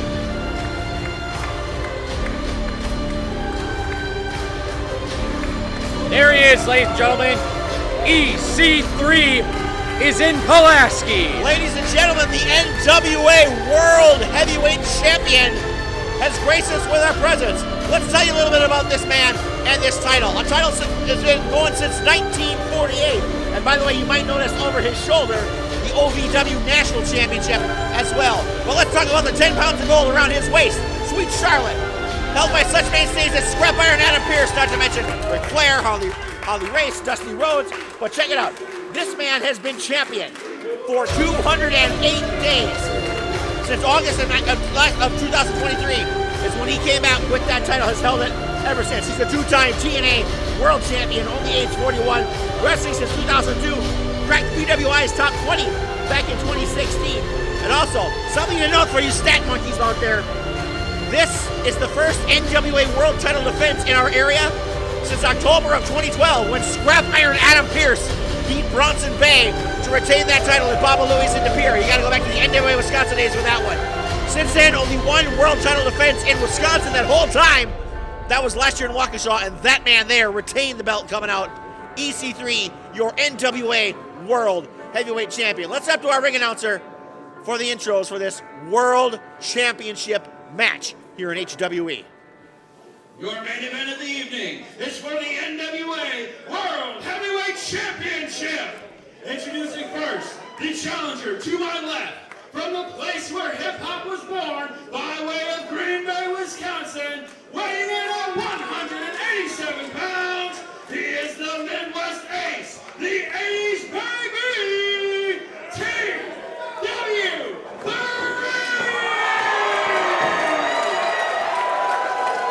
Pulaski goes nuts for the 80s baby.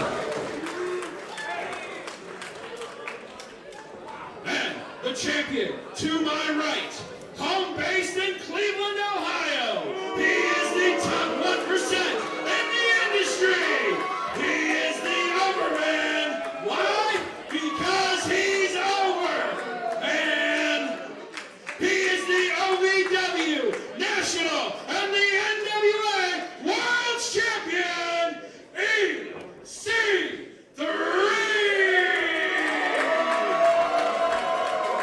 Luke, did you ever in your life think you'd get the opportunity to call an NWA World Championship match? Absolutely not thrilled. This is the opportunity of a lifetime. I never thought I would be sitting at a commentary table with the NWA title on the line. It's absolutely unbelievable. I'm so honored to be here, and I cannot wait for this main event matchup. This is a highlight of my career. Look at that 10 pounds of gold. Sweet Charlotte, the most prestigious prize in the biz. It's the second time I've called a match for this championship. We mentioned the Bronson Bay Adam Pearce match. I was there for that one too. And to be here again, dude, I've got goosebumps. Now here we go, folks. There's that 10 pounds of gold, the beautiful NWA championship. TJ holding it high. And here we go. EC3, TW3, main event here at the Red Raider Rumble. The bell is rung. And here we go. World Championship title defense here in Pulaski. And now these two men are staring each other down here. To be honest, Luke, it's hard for me not to stare at what our ring announcer just laid in front of us. The 10 pounds of gold, the NWA World Heavyweight Championship. And it's on the line tonight.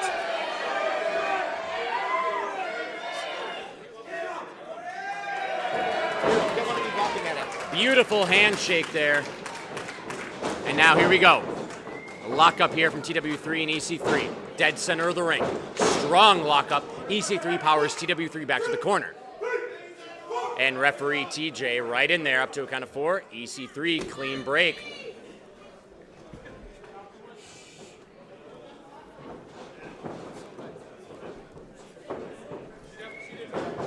Another strong lockup from both these men, dead center of the ring. Oh, and a beautiful arm drag there. EC3 has been rocked. Unbelievable. It's And the now, opportunity that we have here in front of us, let alone the opportunity that TW3 has in front of him to capture the NWA World Championship. and now they're sizing each other up again. Another strong lockup and a headlock and a takeover there from EC3. TW3 on the mat. Oh, look at that. Look at that. Head scissors on the ground. TW3 pulling Oh, what over in his arm, arsenal. What an arm drag from TW3, and EC3 cannot believe what just happened.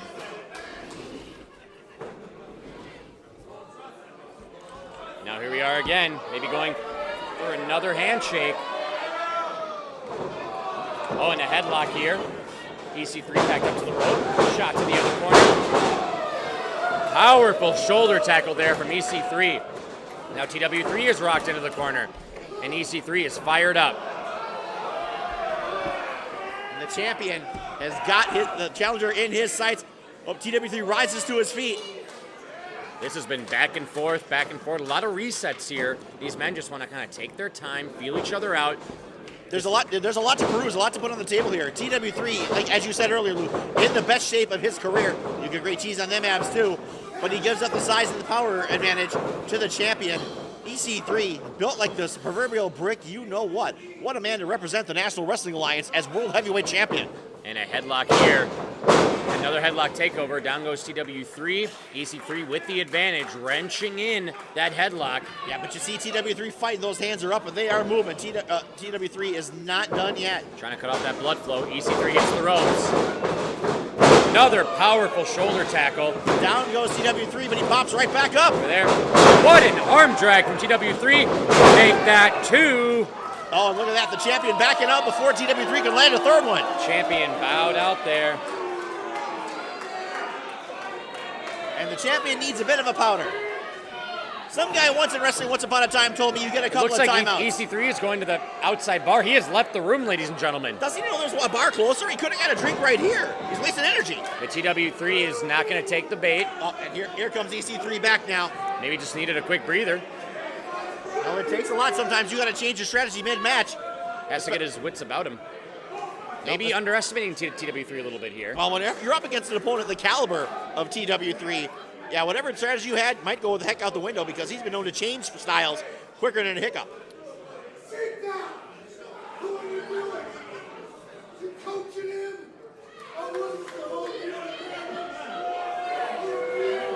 And can't quite make out what he's saying, but I'm thinking the champion is not in the best mood, Luke. Yeah, he's not super thrilled with a member of our Pulaski crowd here. Pardon the pun. And now TW3 hijacking the clap. He got that rhythm. This is kind of TW3's version of mind games here. Nothing too malicious, but You can hear the claps. You can feel the vibrations all the way through the whole building here at Scolly's. another lockup and a knee into the gut of TW3. Down goes T-Dub. TW3 into the corner there. Oh, a chop. Beautiful knife edge chop there from EC3. Time for championship chops. And he is fired up. EC3 looking to walk out of here with that NWA title still around his waist. Great googly moogly. But TW3 looking to spoil his night, and he ducks that chop, lays in three of his own. Look at him rocking. The champion is reeling at the hands of TW3. Yeah, EC3 not expecting that kind of power there from TW3. Another chop, and EC3 is rocked into the corner. You remember I said about the size and power thing? Yeah, throw it out the window because TW3 is strong. Up and over goes TW3. What athleticism. Another arm drag. EC3 back up to his feet. That can threaten the shoulder of the TW3 to champion. rope. Oh, and that back elbow right to the jaw of TW3 to get the momentum back into EC3's corner. And now the champion looking to slow things down a little bit, stomps to the spine and to the kidney of TW3. You might have been right, Luke. The champion may have been a little bit taken off base by the unorthodox offense of TW3. But you pull out whatever stops you got to when you're challenging for the NWA World Heavyweight Championship. And a flurry of offense here from TW3. Oh my God, what a kick to the spine. EC3 might have knocked all the wind out of his lungs from the back. Did you see the expression on the champion's face? He couldn't believe it. He was stunned physically and mentally. And now TW3 going for his rhythmic kicks. He's so known for his dance style. Hard not to join him. He doesn't need kid or play. And now there it is. Hits the ropes. And a PK penalty kick right to the shoulder and a kick out at 1 from the champion. Not going to put the NWA champ down that easily. Smoother moves than you've seen on 80s MTV, but it's going to take more than that, just like you said, Lucas, to dethrone EC3 from the top of the mountain. All right. TW3 keeps the momentum, hits the ropes. Oh, but EC3 grabs that left leg. Oh, and just sweeps it out from under him. Face first. And if that's... Couple of impactful falls there for the challenger. If you want to take down TW3 to take away his leg. Oh my God, the bending of the leg from this angle was, oh my God, I couldn't even look.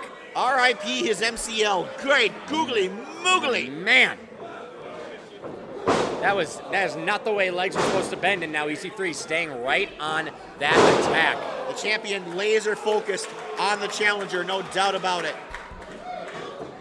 Now he's going to keep on that left leg, because if you take away the legs of TW3, you take away the high-flying offense. Yep, no doubt about it. TW3 known for a lot of fast motion with the way he conducts his business in a wrestling ring. Now EC3 going out to the floor here, staying on that left leg attack, right into the post. Oh, the ankle this time, taking out multiple aspects of that leg. And TW3's arsenal. But a smart maneuver there by the champion, showing hands up, saying he's not interfering, but just smashing that ankle into the ring post. TW3's mobility could easily be compromised here. Hammering down to the ring apron, the hardest part of the ring, as some would say. As one would say for sure. And now EC3 jaw jacking with someone in the front row. I was just about to say, TW3 is writhing in pain.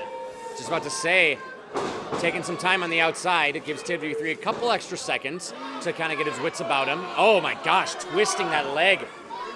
It's almost kind of like a modified Texas cloverleaf, if you will. Yeah, I was about to say, a kind of a cloverleaf situation here. Submission here. Just wrenching it. And he's not even cinching down that hard. No, he's Notice from the stance the champion is taking. He's not like going all the way down to his quads. But that's all it takes in that position to just wrench onto that ankle. TW3's got one leg free, and that's his only hope for getting out of it. And he's trying his best. Not the way legs are supposed to bend. TW3 kicking his way out there. And he's on kind of one leg here. Oh, and a dragon screw right to that left leg. And TW3 is right back down, and he needs to get some blood flow back into that leg if he's going to get back to his feet. Did you see how TW3 had to try to get to the corner? He tried to get up and get to it, couldn't do it, fell right back down to his knees. Those lower limbs of his are in jeopardy right now, Luke. He had to just kind of toss his entire body so he can get away from EC3 for a couple moments there. EC3 now back out to the floor, targeting that left leg again. Smart strategy here from the champion. Right into the ring post. TJ administering the 10 count. The champion will keep a very close track of that. And TW3 has just got to be wincing in pain at this point. And now taking the other angle for the leg. Now the inside of that knee, those tendons, MCL, ACL, all those muscles that can just tear and tear and tear. Inside out like the old Diana Ross song, and TW3 has got turned. Oh my gosh. It looked like from this angle that TW3 might have pulled in EC3 right by his arms, and EC3's shoulder went into the post. So now TW3 has a couple moments here to take a breath. TW3 may be incapacitated from the waist down. I don't know how in the world with half a body you successfully challenged for the NWA World title. Oh, EC3 just taking out that left knee, and now the momentum right back into the corner of EC3. And you can hear TW3 just writhing in pain, groaning. We can hear it from over here, Luke. Yeah. The champion standing strong. The challenger is in a world of hurt and on his backside. And the champion taking his sweet time, giving an opportunity for TW3 to do just that. We have a punch to the gut, make that 2. Goes for one right to the jaw. He's on one knee. The biggest struggle is going to be getting back to his feet. He does, but he's limping, and it did not last long. All it took was one kick to that left knee, and down goes TW3 again. Now EC3 maybe going for a DDT. Oh my gosh. Jake Roberts, eat your heart out. That might have been the cleanest DDT on record. Now EC3 right back into his corner. All that momentum. And he's going to need to keep picking apart TW3 if he wants to keep TW3 grounded and not have that high-flying offense anymore that he's so known for. Continuing dominance from EC3, and that's why he's held the NWA World Heavyweight Championship for 208 days. That is an absolutely monster reign for an NWA heavyweight champion. For a title that means more than anything in this world. The most prestigious title in the history of our sport. And TW3 is not done fighting for it, Luke. And he's going to keep on doing anything he can. And a jawbreaker there. Rocks EC3 just for a moment. Champ slightly stunned. Right hand. Another one. A clubbing clothesline. He spinned him right round, maybe right round like a record. Back elbow. Kind of a jumping punch there. TW3 still really only on one leg. And EC3 staggered in the corner. TW3. Here comes the challenger. Oh, and that jump through clothesline. TW3 now going for that high-flying offense. How is TW3 managing to make those legs work at all, let alone going up top? TW3 to the top rope. He is comfortable up here. Off of one leg! What a cross body from TW3. Off of one leg, Lucas. I've never seen that. Now here comes TW3 again. Sling blade, down goes EC3, and EC3 rolls out just in time. TW3 was going to go for the cover for sure. Drop the champion like a bag full of alligators. TW3 getting the blood flow back into that left knee, slowly but surely. And trying to get the crowd and Pulaski back on his side, and they are responding in force in this main event match here in HWE for the NWA World Heavyweight Championship. Ref TJ getting these men back into the ring. Oh my gosh. Big kick from the champion there, using the ropes as leverage, hammering on those already compromised limbs. Oh my gosh. Down goes TW3 in a heap. Could this be it? And that is a 2 count. I thought that was 3, Thrill. TW3 has to be fighting on just hard here because he's fighting on no legs. Ref TJ making very clear that was a 2 count, and EC3 now needs to figure out a way to put the challenger away if he wants to walk out of here with that NWA gold. It's sitting here in front of us, Lucas. I can barely take my eyes off of it, but I'm transfixed. But what a fantastic main event we've got going on here. An unbelievable back and forth matchup between two incredible athletes. Oh, goes for that kick, and he gets the enziguri, jumping, spinning enziguri from TW3. Those feet might be compromised, but they are educated. Hits the ropes. Oh, up goes looking for that ECD. Oh, no! He gets kind of that TKO cutter. Going for the cover. And a kick out at 2. That was a 2 count. The TK3 not enough. That fireman's cutter, that patented move of EC3's. How was that not enough to put away a compromised TW3? This is incredible. EC3 making darn sure that that was a 2 count, staring down our referee, but Ref TJ makes clear that was a 2. And our champion stomping at the mat. He's got something planned for the challenger. EC3 is fired up, sizing up TW3 here. This might be the end of our main event at the Red Raider Rumble. Can TW3 hold on and continue this match, or is it done? EC3, oh, TW3 gets out. Oh, a jumping knee strike. Right to the Rocks sternum. EC3. What a spine buster from the champion. Shades of Art Anderson, and the NWA knows a thing or two about spine busters. EC3 now sizing up TW3. TW3 trying to just get back to his feet. EC3 daring him to get back to his feet there. The challenger a little bit dazed. Surprised he's not even more dazed. Still working on 2 compromised limbs. And the champion strikes. Oh, and almost into our referee TJ there. And almost into the referee again. TJ get out of that And corner. again, Oh, oh, this time into the referee. TJ took a shot from the champion. Not the rewind kick. TW3, it's the rewind. He's got the cover, but will he have an official? Are we going to have a new champion? Oh, a kick out at 2 from the rewind kick. That half-second delay of the official getting in position might have been just enough for EC3 to still be in this match. This crowd was certain that was going to be a 3 count and a new NWA heavyweight champion. They're standing and they're stunned here at Scolly's hometown bar here in Pulaski. Now, TW3 in the corner. This crowd is fired up. They can sense the title change. They can smell blood in the water. This gold in front of us might be heading around a different waist. Pulaski is fired up, folks. Here comes TW3. Goes for the crossbody, just misses, lands on that bad knee. Look at a limp Ducks on the that leg. clothesline, goes for the kick, ducks the kick, goes for a roll up. He grabs the tights. He He got grabs the the tights. tights.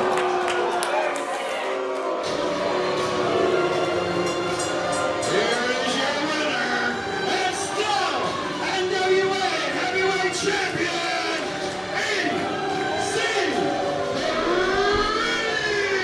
After that turn of contest, I can't believe the champion spell to that kind of conduct, well, I guess I can, because you do anything you have to keep the NWA World Heavyweight Championship by my sweet Charlotte. What an unbelievable finish to an unbelievable matchup. And wait a minute. And the champion EC3 has is something coming to over say. here. He's got something to say. The champ's right at our table. Right in front of us. We have the 10 pounds of gold over here. Cease the music. No, we don't want to hear you. At the end of the day, like a Highlander, there can only be one. 3.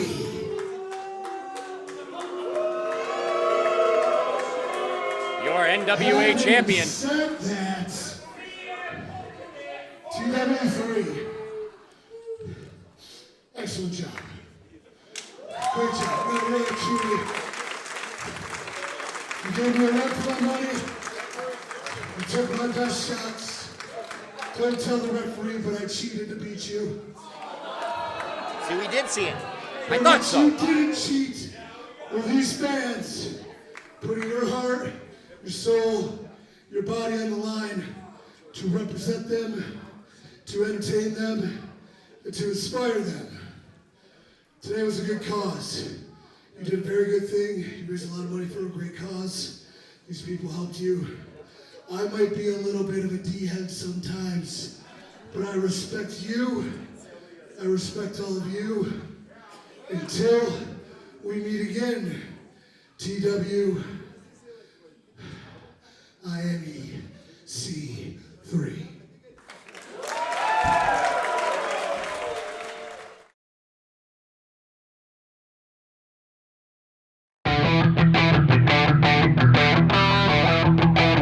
If you will. Hits the ropes again. Hits that running knee strike. Logan down like a sack of bricks.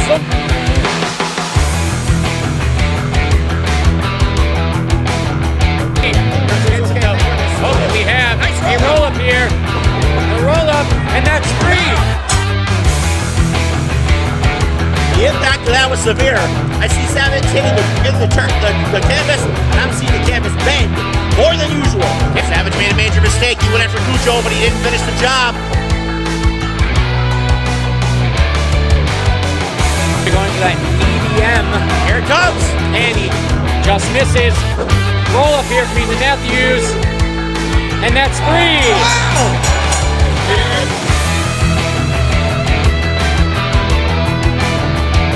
Some unorthodox offense there. And going for that future shock DDT. And he gets it.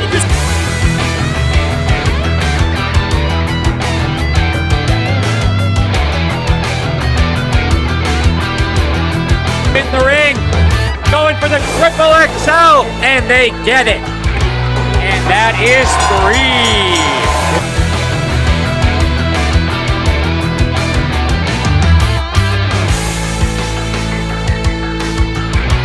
Just misses, lands on that bad knee. Look at the whip on Ducks that the leg. clothesline, goes for the kick, ducks the kick, goes for a roll up.